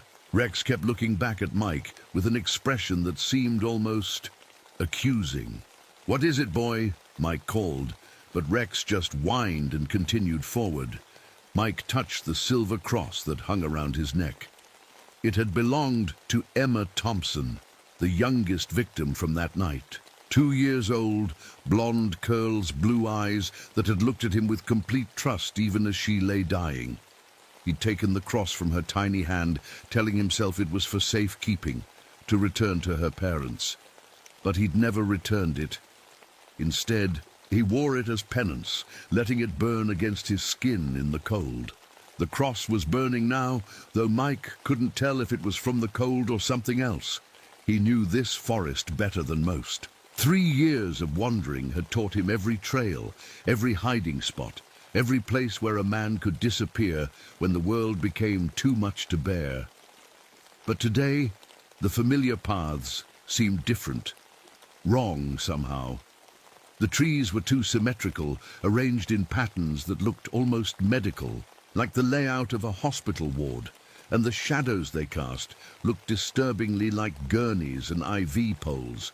Mike's greatest weakness had always been his need to save people. It was what had drawn him to emergency medicine in the first place. The rush of being needed, of making a difference, of being the hero who arrived just in time. But after the Thompson crash, that need had become a torment. He couldn't save anyone anymore, but he couldn't stop trying. Today felt different from his usual wanderings. There was purpose in his steps, urgency in his movements. It was as if he was responding to a call, racing toward an emergency that had already happened. But that was impossible. He'd left his radio, on just in case. Old habits died hard. But there hadn't been any calls, not for him, not anymore. Rex had stopped ahead, standing rigid in the snow. His hackles were raised, and a low growl rumbled in his throat. Mike caught up to find the dog staring at something in the trees. 7 small figures stood in the shadows between the pines. Children, their faces pale and indistinct in the dim light They were holding hands, forming a circle around something Mike couldn't see. "Hello?" Mike called out. "Are you hurt? Are you lost?" The children didn't respond. They just stood there watching him with eyes that seemed to glow in the darkness. And they were getting smaller. As Mike watched, the children appeared to shrink, their features becoming younger and more innocent. Rex barked once, sharp and frightened, then bolted back down the trail. Mike had never seen his dog run from anything before. "Wait!" Mike shouted, but Rex was already gone. Mike was alone with the children, who had begun to move closer. Their footsteps made no sound in the snow. They walked in perfect synchronization, still holding hands, their circle tightening around Mike like a noose. And as they approached, Mike could see their faces more clearly. He recognized them, all 7 of them, the Thompson children, Emma, David, Sarah, Michael, Jennifer, Christopher, and little Anna. Unchanged from the night they died, but somehow more real than they'd ever been in life. "Dr. Mike," Emma said, her voice carrying, despite being only 2 years old. "We've been waiting for you." Mike's hands shook as he reached for his medical bag. His training kicked in, overriding the impossibility of the situation. Children in distress. That was all that mattered.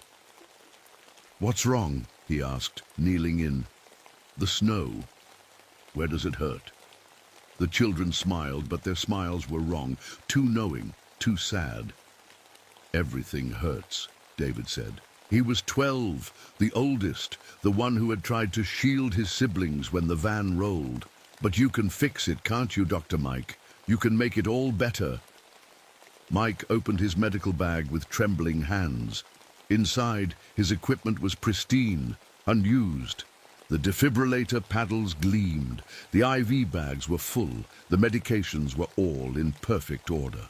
"I can try," he whispered, though he knew it was too late. It had been too late for 3 years. The children arranged themselves on the ground, lying in the snow as if it were a hospital bed. They closed their eyes and waited for him to begin. Treatment. Mike looked at his hands. They were steadier now than they'd been that night. He wasn't drunk, he wasn't shaking. He could do this. He could save them this time. But as he reached for the defibrillator, the children's eyes snapped open. All 14 eyes, staring at him with an expression he'd seen before. Disappointment. "You're not ready yet," Emma said sadly. "You still don't understand." The children began to fade, their forms becoming translucent. Mike lunged forward, trying to grab them, to hold them, to keep them from slipping away again. "Wait, I can help you. I can save you this time." But his hands passed through empty air. The children were gone, leaving only their footprints in the snow and the smell of smoke that seemed to come from nowhere. Mike knelt in the empty clearing, his medical bags scattered around him. The silver cross burned against his chest, and somewhere in the distance he could hear Rex barking. But the sound was wrong. It wasn't Rex's bark of greeting or play, it was Rex's bark of fear. The memories came in fragments now, sharp and cutting like broken glass. Mike couldn't tell which ones were real anymore. Had he really been a hero that night, trying desperately to save 7 children? Or had he been something else entirely? The huge footprints he'd been following led to a destroyed campsite deeper in the woods. Someone had torn through the area with methodical violence, shredding tents, scattering equipment, leaving deep gouges in the trees.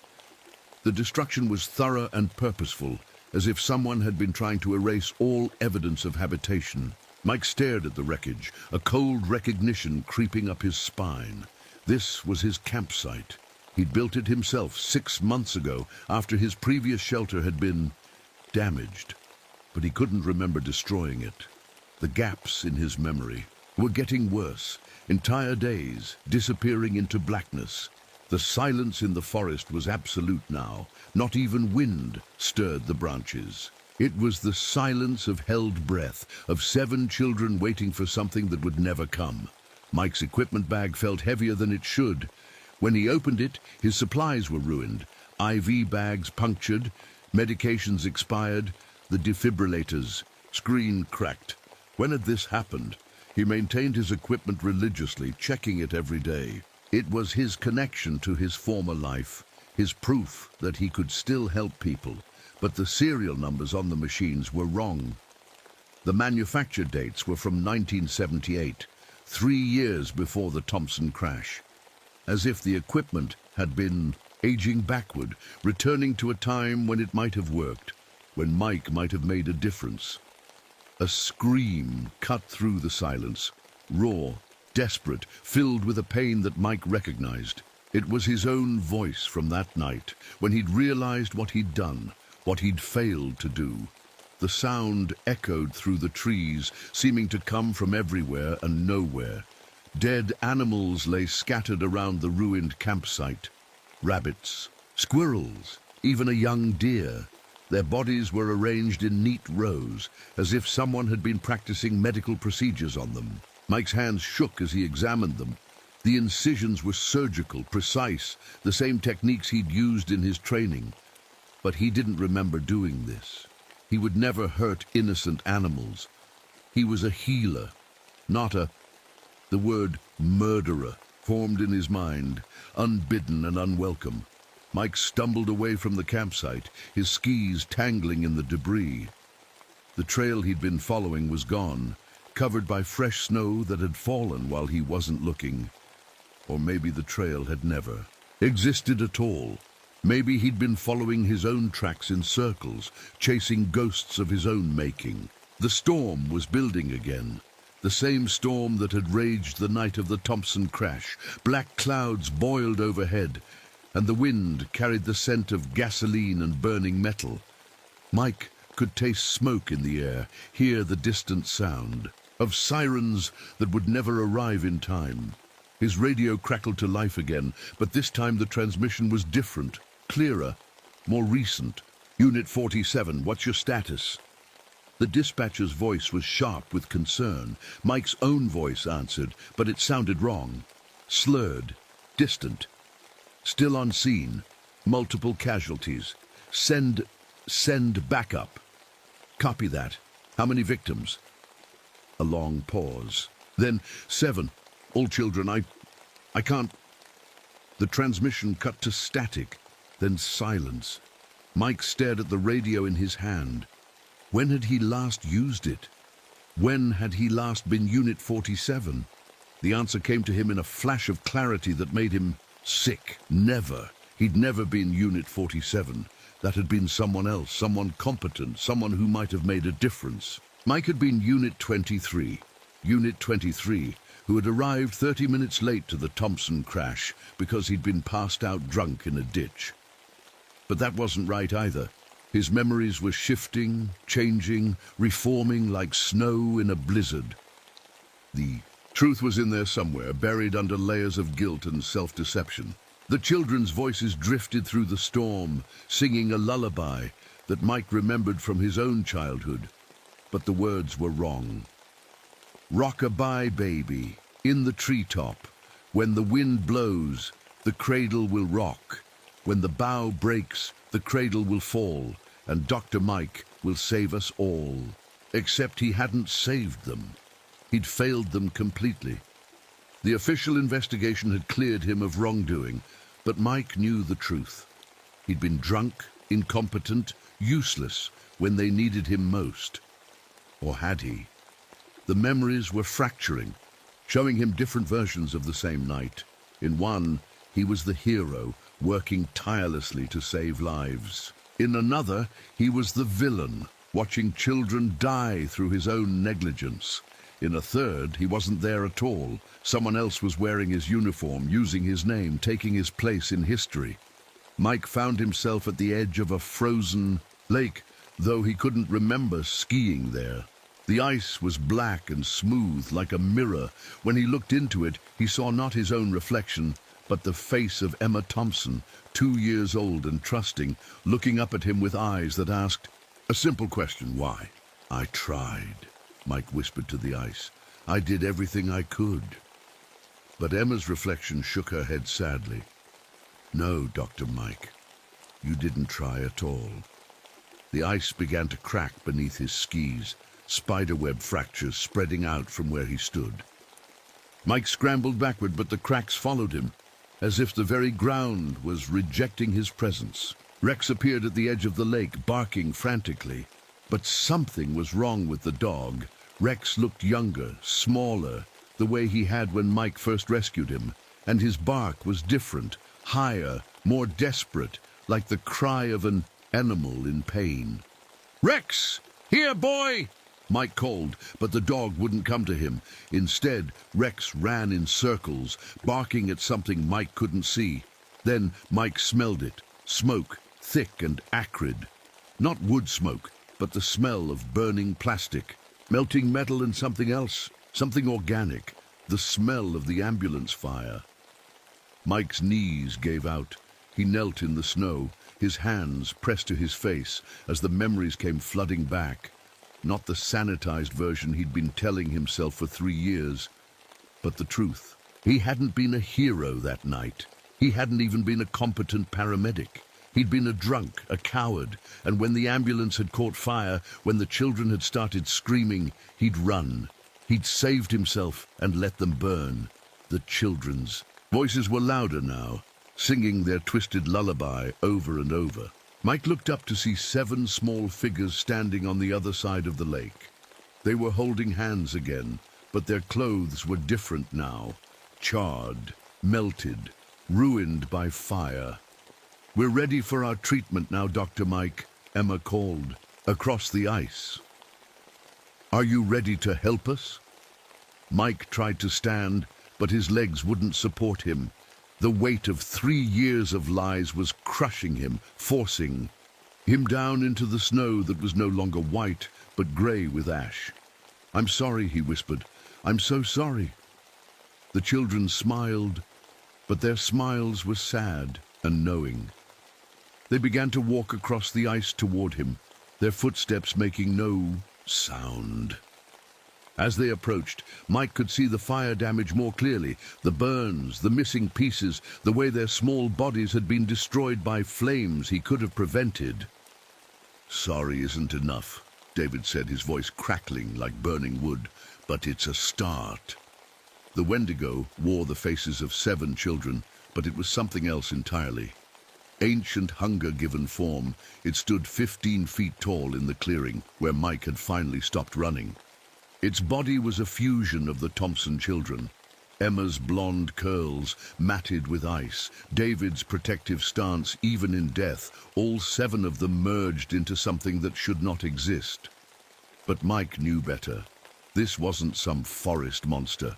This was justice, finally catching up to him. "Dr. Mike," the creature spoke with Emma's voice, though its mouth was too large, filled with too many teeth. "We've been waiting so long for you to come back." The Wendigo's eyes were 14 burning coals, 7 pairs of children's eyes that had looked at him with trust as they died. They glowed with fever, the fever Mike had failed to treat, the fire he had failed to escape, the life he had failed to preserve. "You know why we're here," it continued, its voice shifting through all 7 children's tones like a broken radio. "You know what you did to us." Mike fumbled for his medical bag, but his hands were shaking so badly he could barely grip the zipper. "I tried to save you," he said, though the words tasted like ash in his mouth. "I did everything I could." The Wendigo laughed, a sound like breaking glass and burning wood. "No, Dr. Mike, you did nothing. You watched us burn while you ran away to save yourself." Rex appeared at Mike's side, but the dog was different now, younger, smaller, his fur singed, and his eyes wild with terror. This was Rex as he'd been that night, trapped in the burning ambulance while Mike fled. "Even your dog knows the truth," the creature said. "Rex died because of you, just like we did." Mike tried to speak, but the words wouldn't come. The memories were too strong now, too clear. He remembered the ambulance catching fire, the children's screams, the way he'd grabbed Rex and run. But then the flames had spread faster than expected, and he'd had to choose. Go back for the children, or save himself and his dog. He'd dropped Rex and kept running. You left us all to die, the Wendigo said, its voice growing louder, more accusatory. 7 children and 1 loyal dog. 9 lives lost because you were a coward. The creature moved closer, its massive form shifting and changing.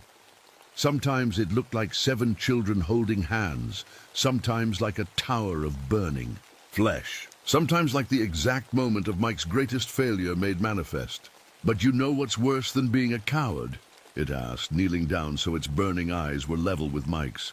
Being a liar. You've spent 3 years telling yourself you were a hero, making up stories about how hard you tried, how much you cared, how it wasn't your fault. Mike shook his head, but the denial was weak. The Wendigo reached out with hands that were sometimes Emma's tiny fingers, sometimes David's protective grip, sometimes the charred remains of what they'd become. Tell us the truth, Dr. Mike. What really happened that night? The words came out in a whisper, forced from Mike's throat like poison being drawn from a wound. I was drunk. I got to the scene late. The ambulance was already on fire when I arrived. And I couldn't. He broke down, sobbing. I couldn't go in. I was too scared. I let you all die. Louder, the Wendigo demanded. Let the forest hear you. Let the world know what you really are. I let them die, Mike screamed, his voice echoing through the trees. I let 7 children burn to death because I was too much of a coward to save them. I'm not a hero. I'm not even a decent human being. I'm a coward and a drunk and a failure. The Wendigo smiled, and for a moment it almost looked like the children Mike remembered. Innocent, trusting, forgiving. That's better, it said. Now tell us, what should happen to cowards who let children die? Mike looked at Rex, who was backing away from him with his tail between his legs. Even his dog knew the truth now. There was no one left to fool, no one left to lie to. They should burn, Mike whispered. They should burn like the children burned. The Wendigo nodded approvingly. Yes, they should. It gestured toward the trees, and Mike saw that the forest around them was changing. The pines were transforming into the interior of an ambulance, metal walls, medical equipment, the narrow space where 7 children had died while he ran away. But first, the creature said, you need to understand something else, something important. The Wendigo's form shifted again, becoming more solid, more real. Mike could smell the smoke on its skin, feel the heat radiating from its burns. This wasn't a hallucination or a guilt-induced fantasy. This was something else entirely. You've been dead for 3 years, Dr. Mike. You died in that ambulance fire, along with the rest of us. This whole time, the cabin, the forest, the solitude, it's all been in your mind. You're in purgatory, reliving your worst moment over and over, trying to find a way to make it right. Mike's world tilted. The ground beneath him felt insubstantial, like he might fall through it at any moment. I can't be dead, the Wendigo finished. You can't be dead, but you are. You ran into that burning ambulance 3 years ago, not to save us, but to save yourself from having to face what you'd done. You died with us, Dr. Mike, and you've been trapped here ever since, living in a fantasy where you're still alive, still trying to be the hero you never were. The forest around them was fully transformed now. They were inside the ambulance, surrounded by flames and smoke, and the screams of dying children. Rex was there too, smaller and more terrified than Mike had ever seen him. So, here's your choice, the Wendigo said, its voice now a chorus of all 7 children speaking in unison. You can accept the truth and move on, face whatever judgment awaits you, or you can stay here forever, trapped in this moment, trying to save us over and over again, failing every time. Mike looked at his hands. They were translucent now, fading in and out like smoke. The medical equipment around him was melting in the heat, useless as it had always been. What happens if I stay? He asked. The Wendigo's smile was infinitely sad.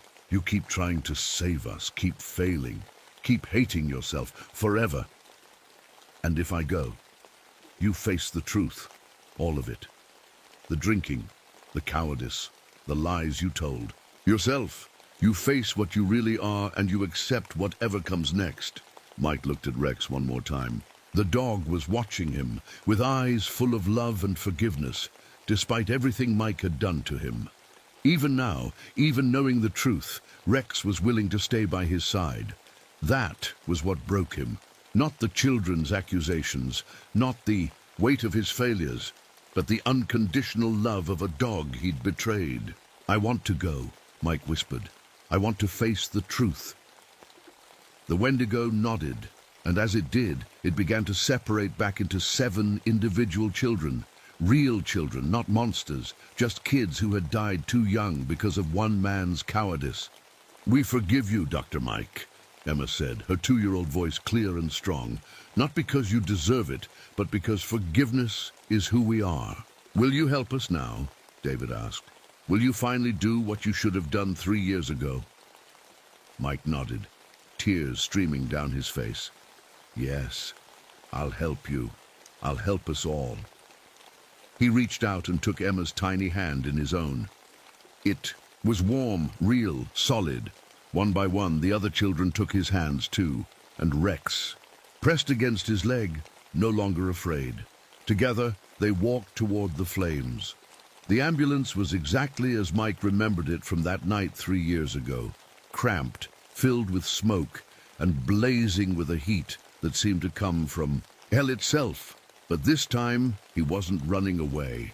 This time he was walking toward the flames with 7 children and 1 faithful dog, finally ready to face the truth of what he'd done. "Are you sure about this, Dr. Mike?" Emma asked, her small hand gripping his tightly. She looked up at him with eyes that held no accusation, only love and a wisdom far beyond her 2 years. Mike nodded, though his entire being screamed against it. Every instinct told him to run, to save himself, to find another way. But there was no other way. There never had been. "I'm sure," he said, and for the first time in 3 years, he meant it completely. The children arranged themselves in the positions they'd been in that night. David trying to shield the younger ones, Emma crying for her mother, all of them looking to Mike for salvation that he'd been too weak to provide. But this time was different. Mike knelt beside them, his medical bag forgotten. He didn't need equipment now. He needed something far more difficult to give. Honesty. "I failed you," he said, his voice steady despite the flames growing around. "Them. I was drunk that night. I was scared. When the ambulance caught fire, I ran. I left you all to die because I was too much of a coward to try to save you." The children listened without judgment. Rex settled beside Emma, no longer the terrified puppy from Mike's memories, but the loyal companion who had chosen to die with the children rather than abandon them. "I've spent 3 years lying to myself," Mike continued, the heat making it hard to breathe. "Telling myself I was a hero, that I tried my best, that it wasn't my fault, but it was my fault, all of it." "We know," David said gently. "We've always known, but we've been waiting for you to know it too." The flames were closer now, licking at the edges of Mike's clothes. He should have been terrified, but instead he felt something he hadn't experienced in 3 years. Peace. "What happens now?" he asked. Emma smiled, and in that smile, Mike saw not the 2-year-old victim, but something eternal and vast and forgiving. "Now you get to choose who you really are," she said. "Not the hero you pretended to be, not the coward you've been hiding from. Who you choose to be right now, in this moment." Mike looked around at the 7 faces watching him expectantly. These children had every right to hate him, to want revenge, to condemn him to eternal suffering. Instead, they were offering him something he'd never thought possible: redemption. "I choose to be someone who stays," he said. "Someone who doesn't run. Someone who faces the fire with the people he should have protected." The children began to sing, not the twisted lullaby from his nightmares, but a song Mike remembered from his own childhood. a song about going home. Their voices rose above the crackling flames, pure and clear and beautiful. Rex nuzzled against Mike's hand one last time, and Mike finally understood why the dog had always looked at him with such sad, knowing eyes. Rex had been trying to tell him the truth all along, that love meant staying, even when staying meant dying. The silver cross around Mike's neck had stopped burning. Instead, it felt cool against his skin, like a gentle hand offering comfort. Emma reached up and touched it with her tiny fingers. "This was mine," she said without accusation. "I know," Mike replied. "I took it from you. I'm sorry." "You can keep it," Emma said, "but not as punishment. As a reminder that even broken people can choose to do the right thing." The flames reached them then, and Mike braced for agony. But instead of pain, he felt warmth. The kind of warmth that comes from being surrounded by people who love you, despite everything you've done wrong. The ambulance began to dissolve around them, the metal walls becoming transparent, then vanishing entirely. They were back in the forest, but it was different now. The snow was gone, replaced by rich earth and new grass. The trees were beginning to bud, as if winter was finally ending after 3 long years. "Is this real?" Mike asked. "As real as anything else," David said. "You faced the truth, Dr. Mike. You chose love over fear. That changes things." Mike felt himself growing lighter, more translucent. He was fading, but it didn't frighten him. The children were fading too, their task finally complete. "Will I see you again?" he asked. "When you're ready," Emma said. "When you've learned to forgive yourself the way we've forgiven you." One by one, the children began to disappear, their forms becoming motes of light that drifted upward through the trees. Rex was the last to go, pausing to lick Mike's hand one final time before dissolving into golden sparks. Mike was alone in the forest, but for the first time in 3 years, he didn't feel abandoned. He felt free. He looked down at his hands and saw they were solid again, real. The silver cross still hung around his neck, but it no longer burned. Instead, it seemed to pulse gently, like a heartbeat. In the distance, Mike could hear voices, real voices, not the ghostly whispers that had haunted him. Someone was calling his name. Searchers, maybe, people who had been looking for him, who cared enough to come into the wilderness to find him. Mike started walking toward the voices, his steps sure and purposeful. He had a choice to make. He could hide in the forest forever, clinging to his guilt and isolation, or he could go back to the world, face the consequences of his actions, and try to become the person he should have been all along. The voices were getting closer. Mike could see lights through the trees now, flashlights, searchers making their way through the darkness. He took a deep breath and called out, "I'm here! I'm here!" His voice echoed through the forest, strong and clear. Behind him, in the spot where he'd finally faced the truth, 7 small saplings began to push through the soil. They would grow, tall and strong, a living memorial to children who had taught a broken man that redemption was possible, even for those who thought themselves beyond saving. Mike walked toward the lights, toward the voices calling his name, toward whatever came next. He was no longer Dr. Mike, the hero of his own delusions. He was no longer the coward who had let children die. He was simply Mike, flawed, human, and finally ready to live with the truth. The silver cross caught the moonlight as he walked, and for just a moment, Mike could swear he heard Emma's voice one last time, carried on the wind. "Thank you for staying with us, Dr. Mike. Thank you for not running away." Mike smiled through his tears and kept walking toward the light, carrying the cross and the memory of 7 children who had loved him enough to show him the way home.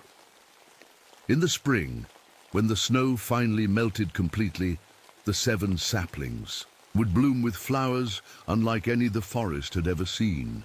Flowers that glowed softly in the darkness, guiding lost souls toward redemption, toward truth, toward the kind of love that burns away everything false and leaves only what is real. But that is a story for another day. For now, Mike walked toward the voices in the darkness, finally ready to face whatever judgment awaited him, knowing that he would face it not as a coward, but as a man who had chosen, at last, to stay.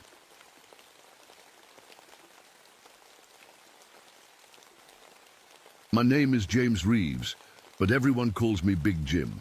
I'm a park ranger here in the Colorado Mountains, and I've been walking these trails for 5 years now. Before that, I was a cop in Detroit for 20 years, but I don't like talking about those days much. The morning started just like any other. The sun was coming up over the snowy mountain tops, making everything look golden and peaceful. I was walking my usual patrol with Rex, my German Shepherd. He used to be a police dog too, before we both retired to this quiet place. The tall pine trees stretched up to the sky like giant pillars, and I could hear Copper Creek bubbling somewhere nearby. Birds were singing their morning songs, and I heard an elk calling in the distance. This was why I came here. After all those years of seeing the worst things people could do to each other, I needed this peace, I needed the quiet. See, I made a terrible mistake back in Detroit. During a robbery call, I shot a kid who was only 17. I thought he had a gun, but it was just his wallet. The sound of his mother crying at my trial still haunts me every single night. That's when I knew I had to leave. I couldn't be a city cop anymore.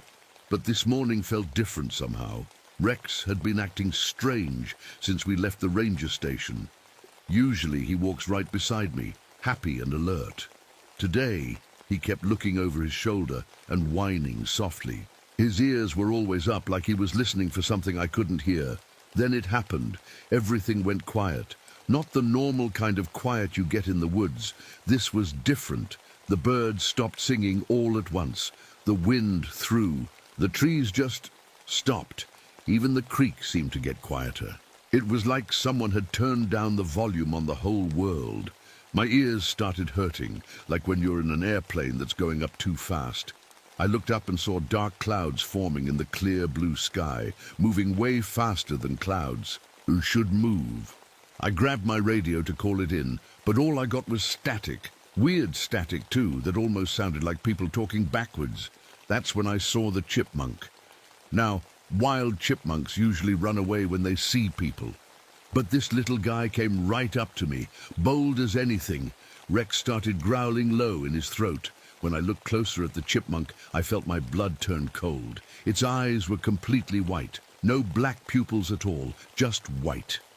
The temperature started dropping fast. I could see my breath, even though the sun was still shining bright. Frost began forming on the tree bark around me. I've been in these mountains long enough to know that's not normal. I looked around for the trail markers. I knew by heart, but they weren't where they should be. The big rock that looks like a bear's head was on my left instead of my right. The old lightning-struck tree was behind me when it should have been ahead. It was like the forest was moving around me, changing when I wasn't looking. But the worst part was the feeling. You know how sometimes you just know someone's watching you? This was like that, but 100 times stronger.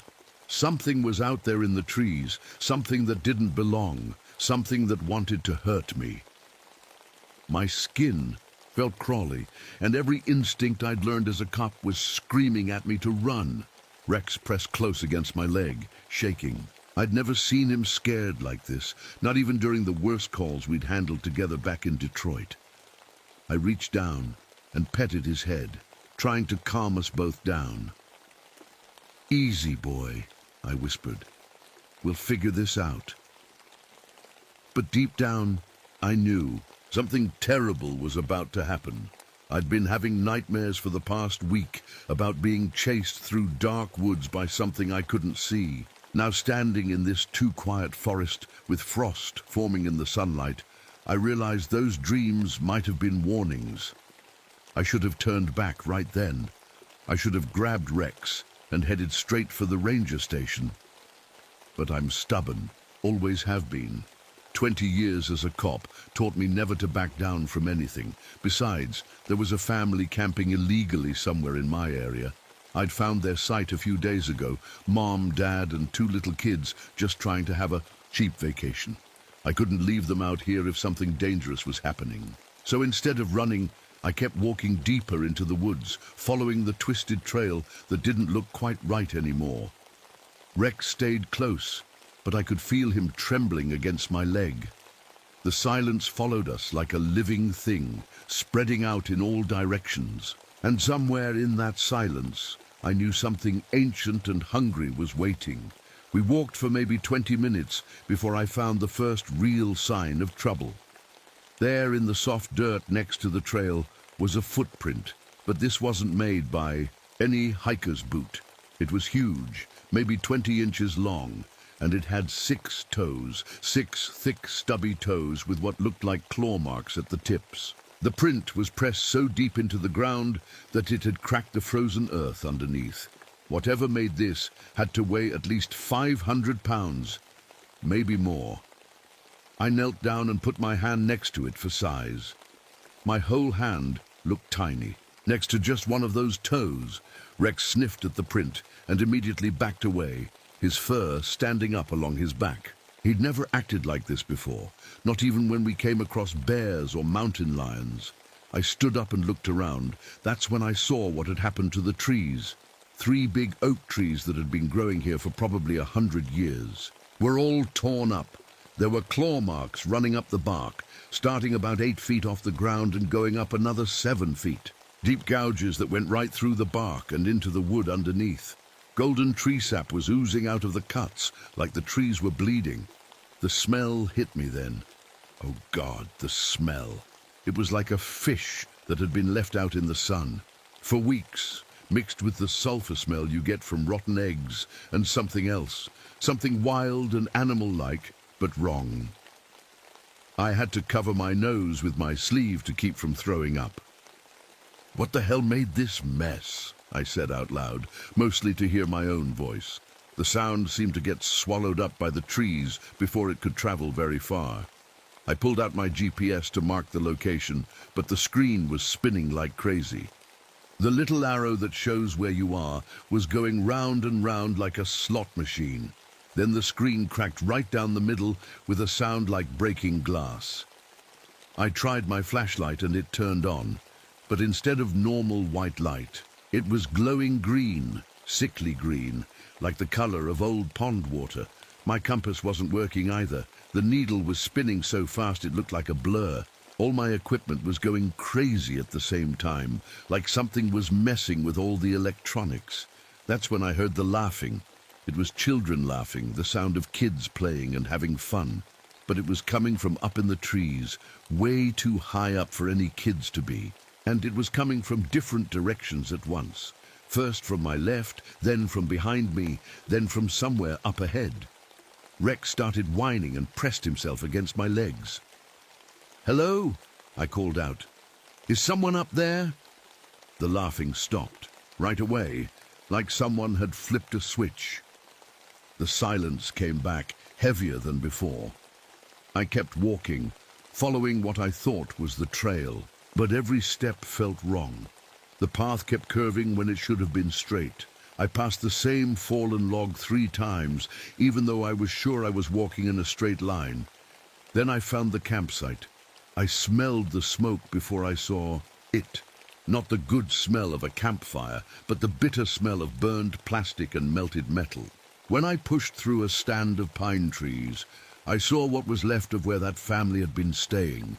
Their 2 tents were completely destroyed, not just collapsed, shredded. Long tears in the fabric like something with huge claws had gone, crazy on them. Sleeping bags were ripped open with stuffing scattered everywhere like snow. Their cooler had been thrown about 50 yards and was smashed into pieces against a tree. But the weird part was how everything was spread out. Their stuff was scattered in a perfect circle, maybe 100 yards across. Cans of food, clothes, and little girl's teddy bear. All of it arranged like something had picked up their campsite and exploded it outward from the center. I found their car keys hanging from a tree branch 15 feet up. No way the wind could have put them there. "Hello," I shouted. "Can anyone hear me? Are you okay?" Nothing. just that awful silence. I looked for blood, for any sign of what happened. To them, there were some dark stains on the rocks, but I couldn't tell what they were. No bodies, no sounds, nothing to tell me if they got away or something else. Rex was acting crazy now. He kept running in circles around the destroyed campsite, whimpering and pawing at the ground. His nose was working overtime, trying to pick up a scent trail, but he couldn't seem to follow it anywhere.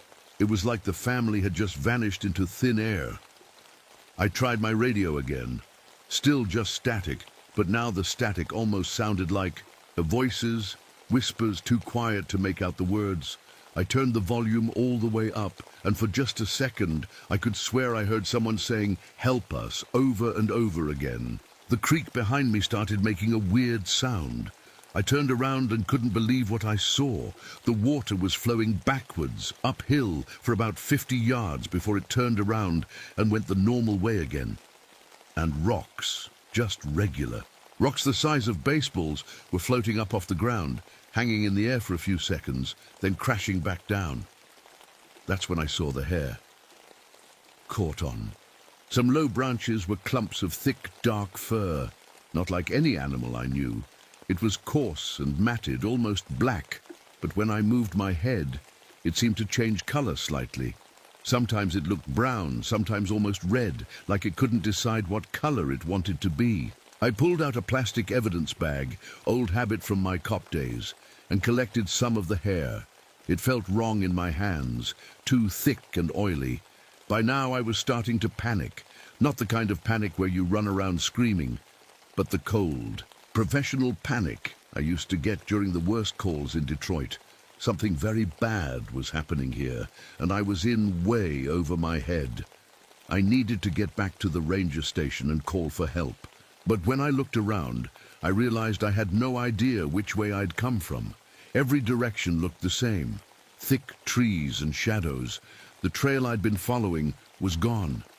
It was like the forest had erased it while I wasn't looking. Rex looked up at me with scared eyes, waiting for me to fix this like I always did.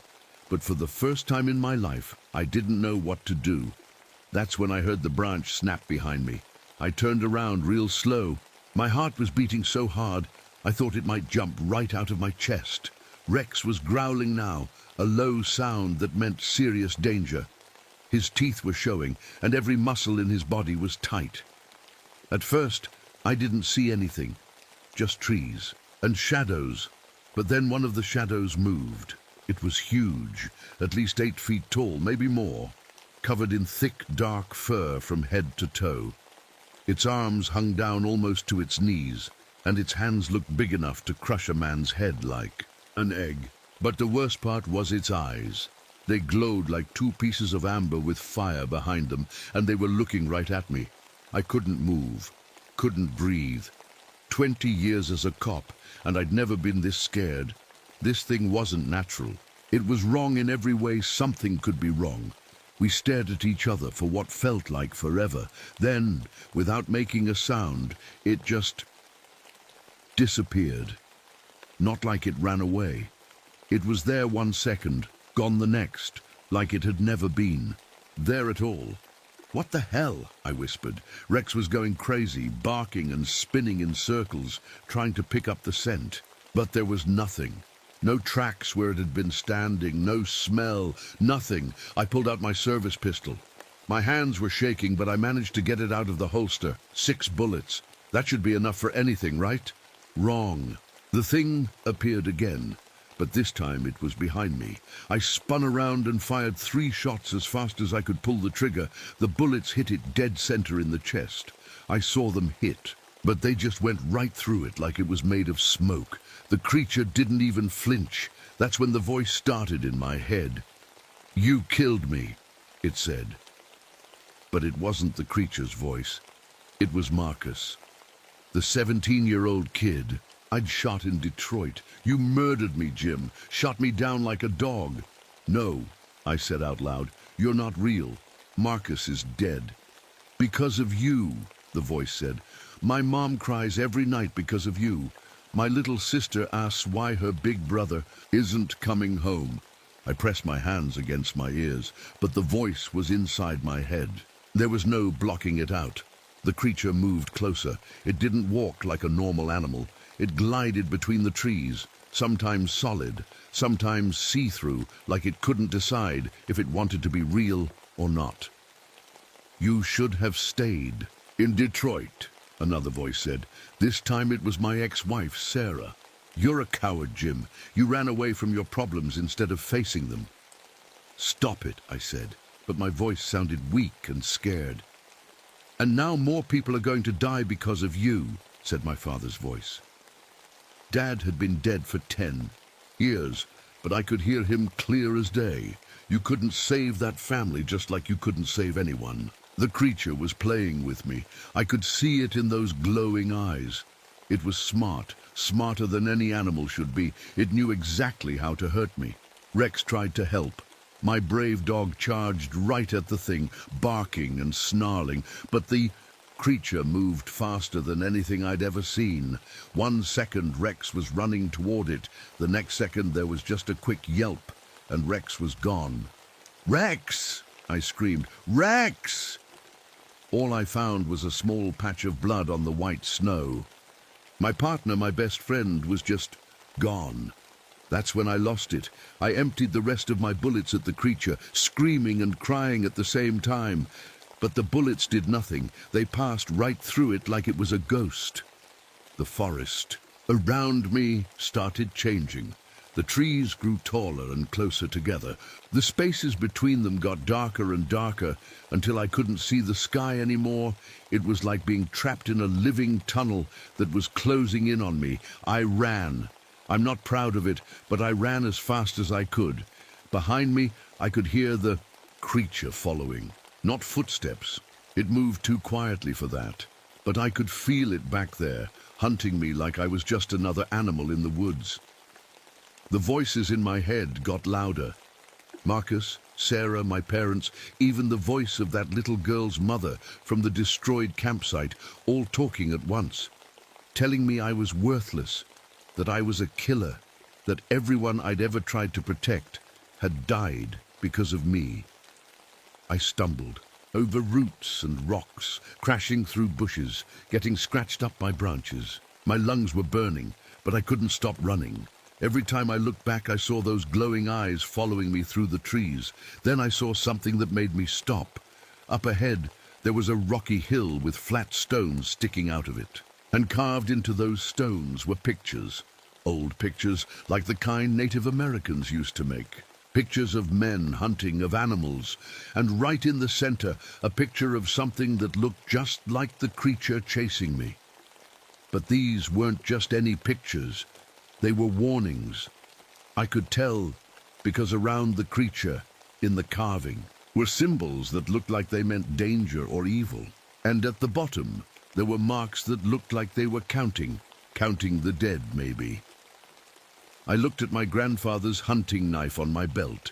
The bone handle was warm to the touch, warmer than it should be, and in the dim light filtering through the trees, it almost looked like it was glowing. Behind me, a branch cracked, then another. The creature was getting closer. I looked at the carved stones again and realized something. The pictures weren't just warnings. They were instructions. The old people who lived here before had faced this thing too. And somehow they'd figured out how to fight it. But first, I had to survive long enough to figure out what they knew. The glowing eyes appeared in the trees behind me, closer than ever. And this time, there weren't just 2 of them. There were 6. The creature had somehow made copies of itself, and all 3 versions were surrounding me. I was trapped between the rocks and the monsters, with nowhere left to run. That's when I heard Rex bark somewhere in the distance. He was still alive. I had to try to save him, even if it killed me, because some things are worth dying for. The 3 creatures moved closer, their glowing eyes getting brighter in the growing darkness. I backed up against the rocky wall with all those old carved pictures. My grandfather's knife felt hot against my side, like it was on fire. I pulled it out, and I couldn't believe what I saw. The bone handle was glowing with a soft blue light, just bright enough to see by. The blade looked sharper than it ever had before, like it had just been made instead of being passed down through 3 generations of my family. "Come on then," I said to the creatures. My voice was steadier than I felt. "Let's finish this." The 3 beasts started circling me, but something weird happened. As they got closer to the carved stones, they began to look more solid, less like smoke and more like real animals, heavy, touchable. One of them reached out with a massive hand to grab me. Without thinking, I slashed with the glowing knife. The blade cut deep into its arm, and black blood splattered on the rocks. The creature screamed, not like an animal, but like a person in terrible pain. It worked. The knife could hurt them here. I looked closer at the carved pictures on the wall. There was a circle carved around the monster picture, with strange symbols inside it. I was standing right in the middle of that circle. That's why the creatures were becoming solid. This was a trap, built by people who lived here long ago. They'd faced this evil before and found a way to fight it. But the trap worked both ways. I couldn't leave the circle, or the creatures would become like smoke again. And they couldn't leave either, or they'd lose their solid form. We were all stuck, here together, until one of us was dead. The largest creature lunged at me. I dodged to the side and drove the knife into its ribs. More black blood, more screaming. But there were still 3 of them, and only 1 of me. The forest around us went crazy. Tree branches reached down like arms, trying to grab me. Roots came up out of the ground to trip me. Rocks fell from above like rain. The creature was controlling everything, trying to kill me without having to get close to my knife. I rolled and dodged, staying inside the stone circle. Every time one of the beasts got close enough, I cut it with the blade. But they were learning to be more careful. The voices in my head got louder and meaner. "You're going to die here," Marcus said, "just like you killed me." "Nobody will ever find your body," my father added. "You'll just disappear like that poor family." But then I heard another voice. A voice I hadn't heard in 20 years. "Jimmy," it said. It was my grandfather, the man who'd given me the knife. "Listen to me, boy. You're not a killer. You made a mistake, but that doesn't make you evil. You came here to protect people, just like I did, just like your father did. That's what we do." The knife got brighter in my hand. "The old people who made this trap," Grandpa's voice said, "they knew this thing feeds on guilt and fear. Don't let it eat you alive, Jimmy. You're better than that." I stopped, running and dodging. I stood up straight in the center of the circle and looked at the 3 creatures surrounding me. "You know what?" I said to them. "I did shoot that kid. It was a mistake, but I did it. And yeah, I ran away instead of dealing with it. But I'm not running anymore." The creatures hesitated. Their eyes flickered like candles in the wind. "I'm done being scared of you," I continued. "I'm done being scared of my past. That family out there needs help, and Rex needs help, and I'm not going to let you hurt anyone else." The 3 beasts rushed me all at once, but I was ready. I met the first one head-on, driving the knife deep into its chest. The blue light from the blade spread through its whole body like electricity. It fell down and didn't get up. The second one grabbed my arm, but I twisted away and slashed across its throat. More black blood, more blue light. It dropped beside the first. The last creature was the biggest one. It knocked me down and pinned me to the ground with one huge hand around my throat. I could barely breathe. Its other hand raised up, ready to crush my skull. With the last of my strength, I brought the knife up and stabbed it right in the heart. The creature exploded, not like a bomb, but like a balloon full of light and sound and pain. The blast threw me against the rock wall and filled my head with every bad thought I'd ever had all at once. It felt like being struck by lightning, but from the inside out, when the light faded, all 3 creatures were gone, just ash blowing away in the wind. I tried to stand up, but my legs wouldn't work right. Something was wrong inside me. The explosion had hurt me bad, in ways I couldn't see. I could taste blood in my mouth, but I could hear Rex barking again, closer this time. I followed the sound, crawling when I couldn't walk. I found him trapped under a fallen tree branch, scared but alive. I managed to push the branch off him, and he licked my face like I'd been gone for a year. My radio crackled to life. The static was gone. "This is Ranger Reeves," I said into it. My voice sounded weak and far away. "I'm at the old petroglyphs. Site near Copper Creek. Need immediate help. Found the missing family's campsite destroyed. Something dangerous in the woods. Very dangerous." "Jim, this is Base," came the reply. "We've been trying to reach you for hours. Are you okay?" "No," I said honestly. "I'm not okay. But I stopped it. The thing that was killing people. It's gone now." I could feel myself getting weaker. The explosion had done something to me inside, something that wasn't going to heal. I had maybe a few minutes left. "Rex," I whispered to my dog, "you need to lead them to that family. Find them, boy. Help them get home." Rex whined and pressed closer to me. He knew what was happening. I keyed the radio one more time. "Base, this is my final report. There are old Native American warning markers at the petroglyphs site. Pay attention to them. They knew things we don't. They left instructions for a reason." The radio slipped from my hand. The sky above was getting dark, but not from night coming. It was dark because I was dying. I reached into my pocket and pulled out Rex's collar, the one he'd worn when we were partners in Detroit. I held it tight as everything got quiet and peaceful. The last thing I heard was Rex howling, long and sad, like dogs do when they're saying goodbye. They found my body 3 days later. Rex had stayed with me the whole time, guarding me. He led the rescue team to the missing family, who were hiding in a cave, scared but alive. They'd heard the creature screaming when it died, and they knew someone had saved them. The other rangers put my story in the files, but they marked it as animal attack. They didn't want to scare tourists away from the mountains, but they also put warning signs near the petroglyphs telling people to stay away.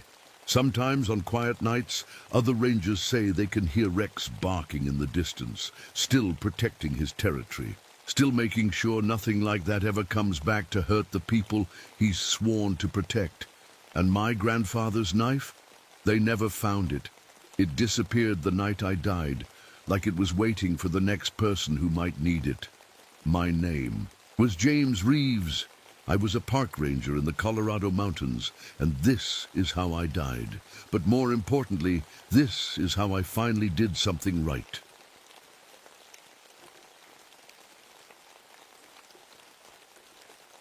My name is Eleanor Morgan, but everyone calls me Ellie. I'm a park ranger here in the Ozark National Forest in Arkansas, and tonight I wish I had never come out here alone. It was one of those hot summer evenings where the air feels thick like soup. You know the kind, where your shirt sticks to your back and every breath feels heavy. The heat was rising up from the rocky hills in little waves, making everything look wavy and strange. All around me, the old hardwood trees were buzzing with the sound of cicadas. They were so loud, it felt like someone was screaming right in my ears. But I love these woods. The whippoorwills were calling out across the hidden valleys with their sad, lonely song. Somewhere in the distance, I could hear bullfrogs croaking from the ponds I couldn't see. Night was coming, and all the hunters were starting to wake up. The owls, the foxes, all the creatures that come out when the sun goes down. Then something happened that made my blood run cold. Everything went quiet. I mean completely quiet. It was like someone had reached over and turned off all the sounds of the forest at once. No cicadas, no birds, no frogs, nothing. Just dead. Silence that felt heavy and wrong. I stopped walking and listened hard. My heart was beating so loud, I thought it might give me away to whatever was out there. That's when I saw the mist. Thick fog started rolling up from the valley floors, even though the sky was clear and full of stars. This wasn't normal fog. It smelled weird, like old blood mixed with something sharp and metallic. It made my nose burn and my eyes water. I reached for my radio to call back to headquarters, but all I got was horrible static mixed with what sounded like people screaming far away.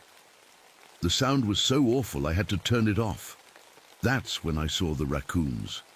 A whole family of them was walking toward me, but they weren't acting right.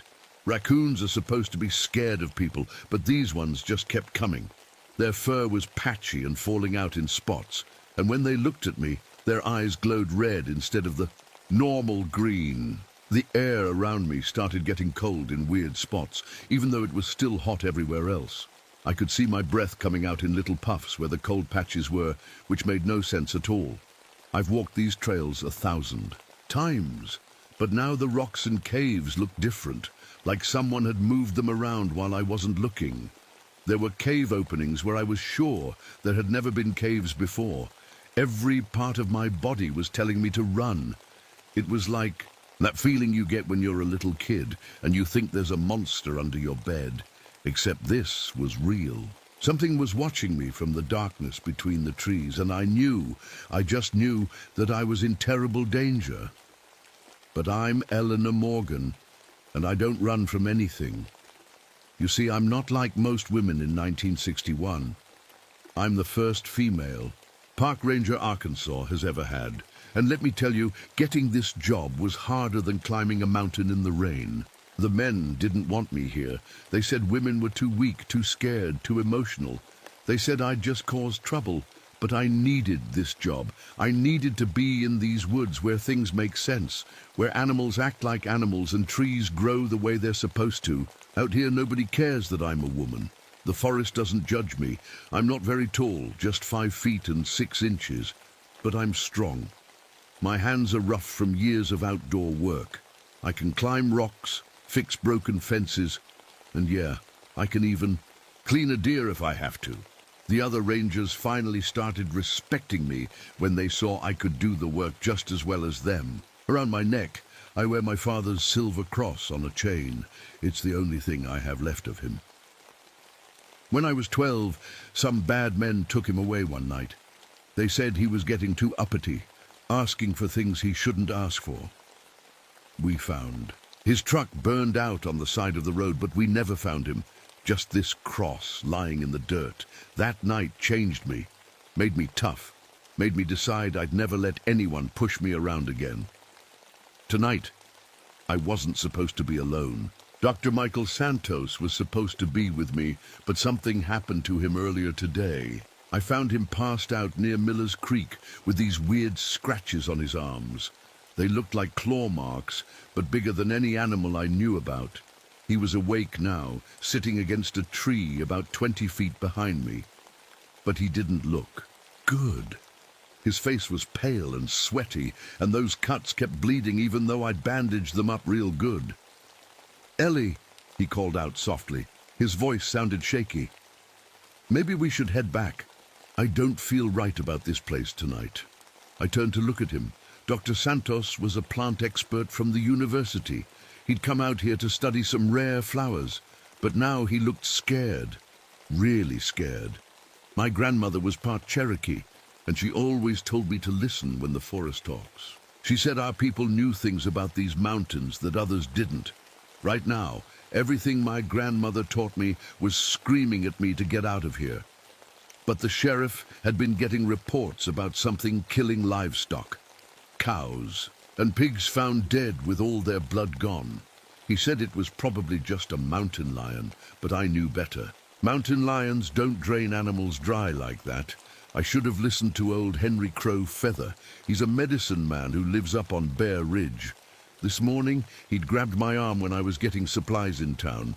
"Don't go into the deep. Woods tonight, little sister," he'd said. His old eyes were serious. "The hungry shadow is walking. It feeds when the moon is dark." I should have listened, but I'm stubborn, and I thought I knew these woods better than anyone. Now, standing here in this weird fog with my heart pounding, I was starting to think maybe I didn't know them as well as I thought. "Dr. Santos," I whispered, "come look at this." I was shining my flashlight on an old oak tree, and what I saw made my stomach drop. There were claw marks scratched deep into the bark. not just little scratches. These were huge gouges, 4 inches deep and as wide as my hand. Fresh. Sap was still dripping out of them like the tree was crying. "What kind of animal could do this?" Dr. Santos asked, coming up behind me. His voice was shaky. "I've seen bear claws, mountain lion claws, even bobcat scratches. This wasn't any of those. These marks were too big, too deep. Whatever made them had to weigh as much as a small car." We kept walking, and that's when I found the deer.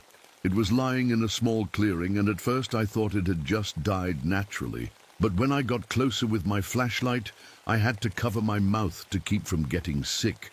The deer looked like a balloon that had all the air let out of it. Its skin was hanging loose and wrinkled, like something had sucked everything out from inside. But here's the really weird part. There wasn't a single bite mark on it. No blood on the ground. No sign that anything had eaten it. It was just empty.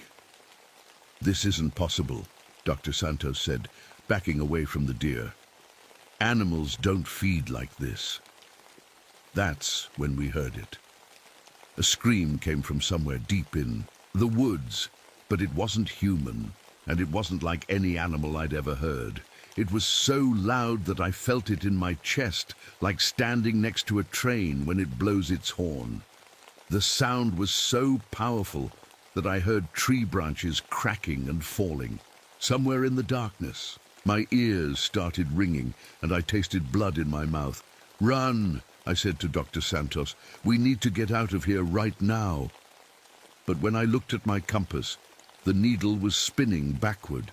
My watch was running the wrong way too, and my thermometer was showing temperatures that made no sense. Sometimes 100 degrees, sometimes below freezing, changing every few seconds. Then I smelled it. That horrible smell hit us like a wall. It was like rotting meat mixed with wet dog fur, and something that reminded me of lightning during a storm. It was so bad that both of us started throwing up. "Ellie!" Dr. Santos grabbed my arm. His bandages were soaked through with blood again, but the blood looked wrong. It was too light, almost silver-colored. "Something's happening to me. I can feel it changing me." The ground under our feet started shaking, but there was nothing there, just footsteps with no feet getting closer.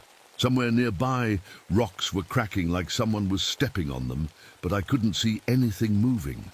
I looked at my watch again. We'd been walking for what felt like 10 minutes, but the hands showed we'd been out here for 3 hours. The stars in the sky were in the wrong places, and the moon looked like it was getting smaller as I watched. "We're going the wrong way," I said, looking around.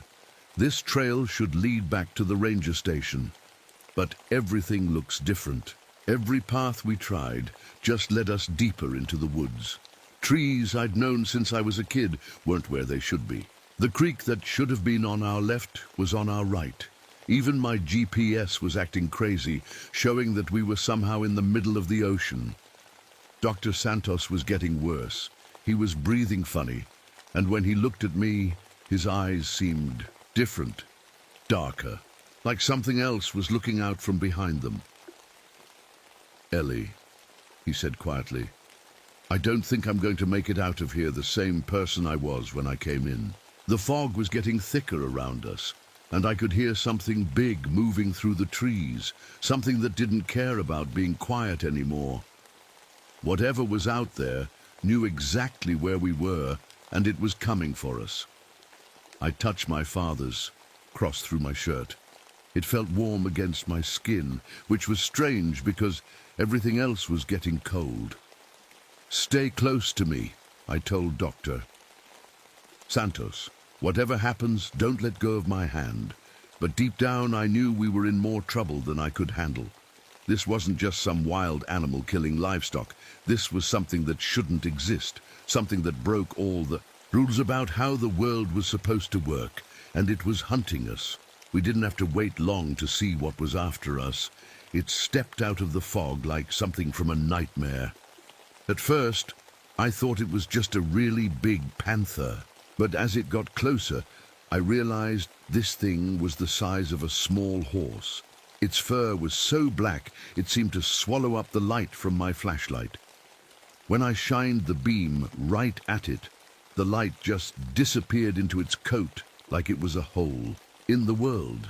But it was the eyes that made me freeze up completely. They glowed bright green, and they left trails in the dark when the thing moved its head like someone drawing with glow sticks.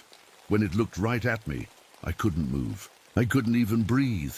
It was like being caught in a spider's web, except the web was made of fear. In those green eyes, I saw myself dying. I saw it happening over and over again, different ways each time. I saw my blood on its claws, saw myself running and never getting away. The visions felt so real, I could taste the fear in my mouth. "Don't look at it," Dr. Santos whispered behind me, but his voice sounded strange, deeper than before. "Whatever you do, don't look right at it." The creature moved without making any sound, even though it had to weigh 400 pounds or more. It walked around us in a circle, staying just at the edge of where my flashlight could reach. Sometimes it looked solid and real. Other times it seemed see-through, like a ghost. I pulled out my knife, even though I knew it wouldn't help. This thing wasn't going to be stopped by a piece of steel. That's when it did something that nearly stopped my heart. It spoke, not with words, but somehow I could hear its voice in my head. It was showing me pictures of people I loved, my mother, my brother, my friends back in town, and in every picture they were in danger. It was telling me that if I ran, it would go after them instead. "It's trying to trick you," Dr. Santos said. But when I turned to look at him, I almost screamed. His face was changing, his teeth were getting longer and sharper, his fingernails had grown into claws. The cuts on his arms weren't bleeding anymore. They were healing, but the skin around them was turning grey. "I tried to fight it," he said, and his voice was barely human now.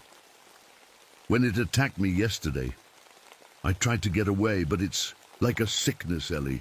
Once it touches you, you become like it." The big creature made a sound that was almost like laughing. It knew it had us trapped.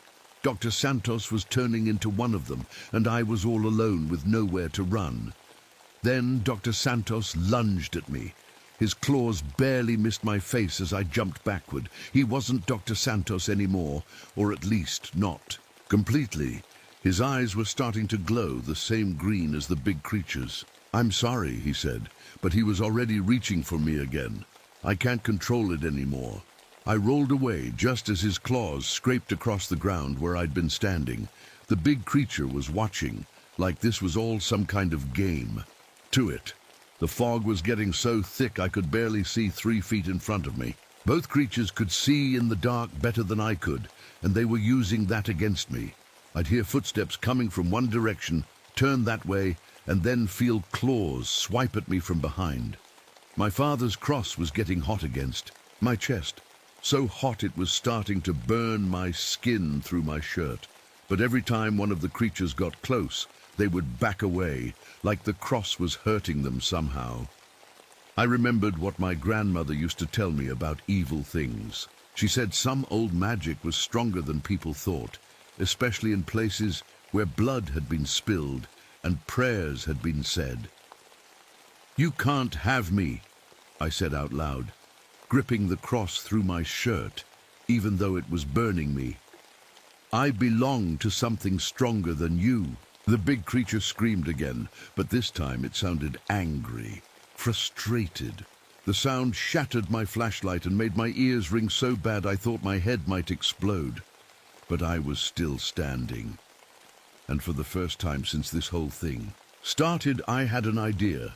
I remembered something from when I was little, a story my grandmother told about a place in these woods where the Cherokee used to go to pray.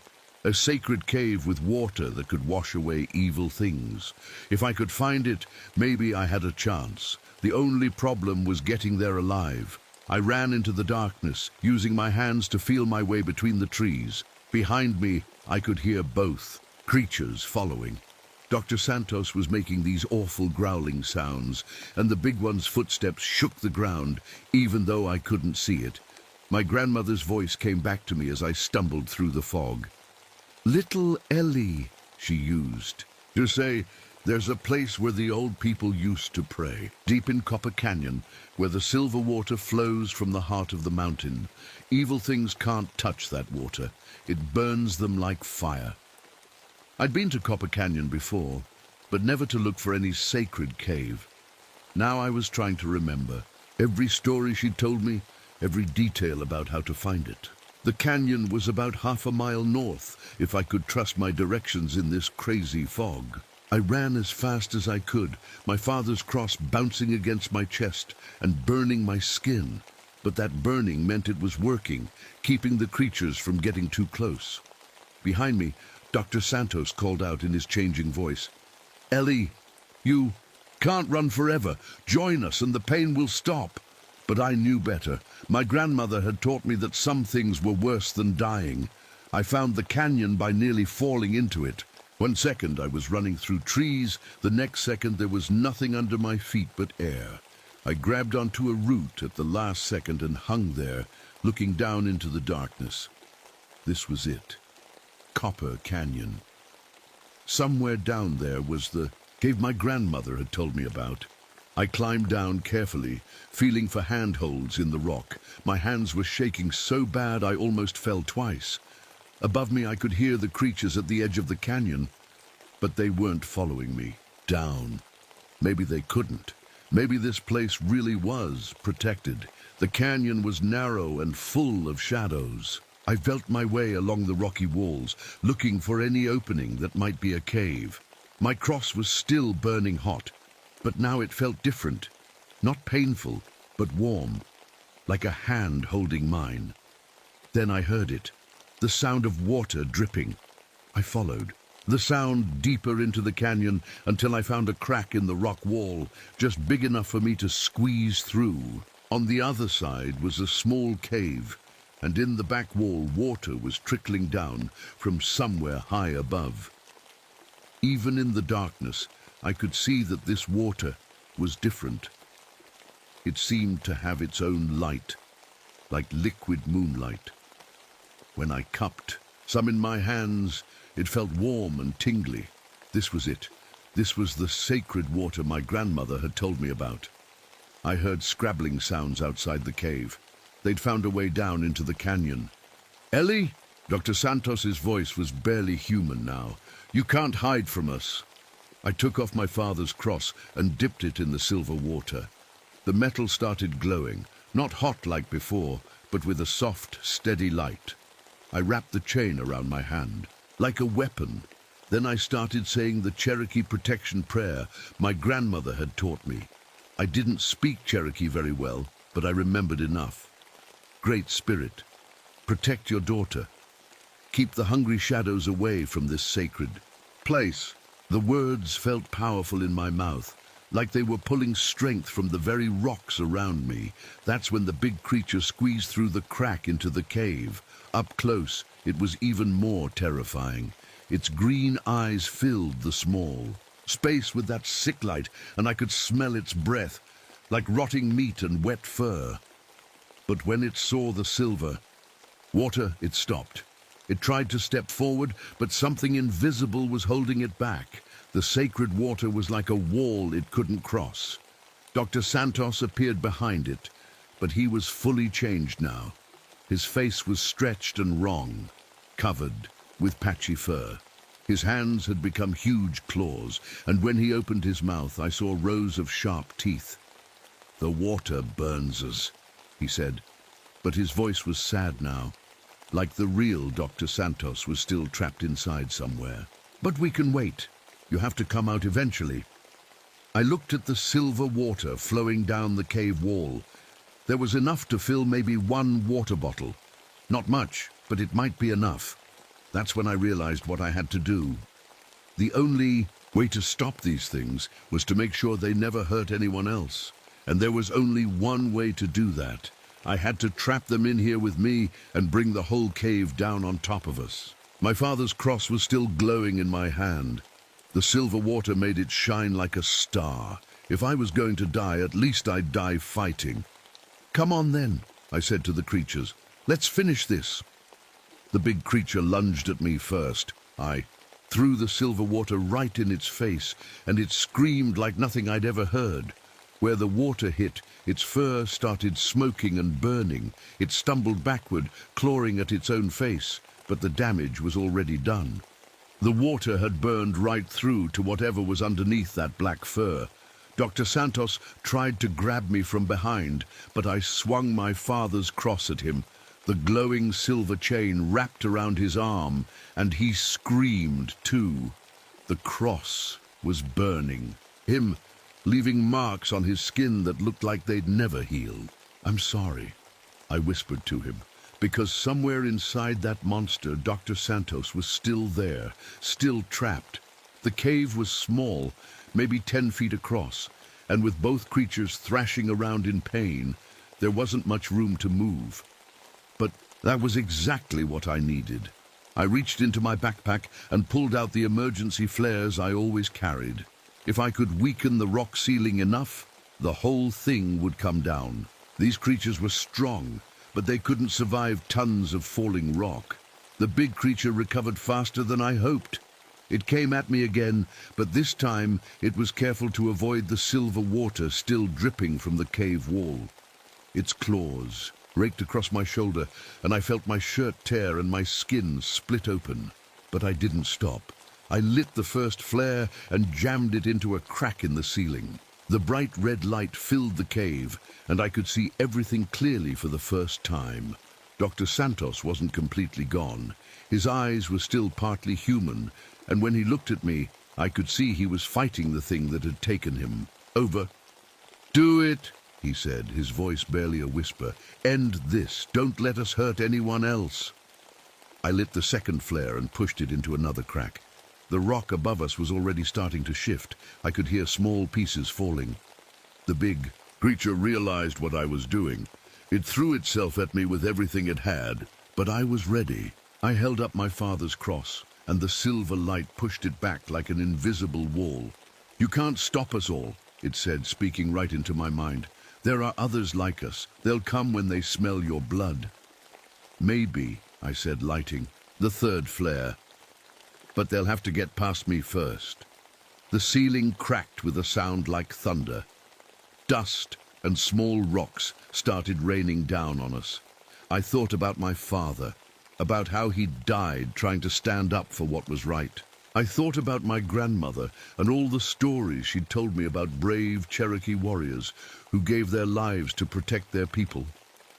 I thought about all the families in the towns around here, all the children who played in these woods. During the day, they deserved to be safe.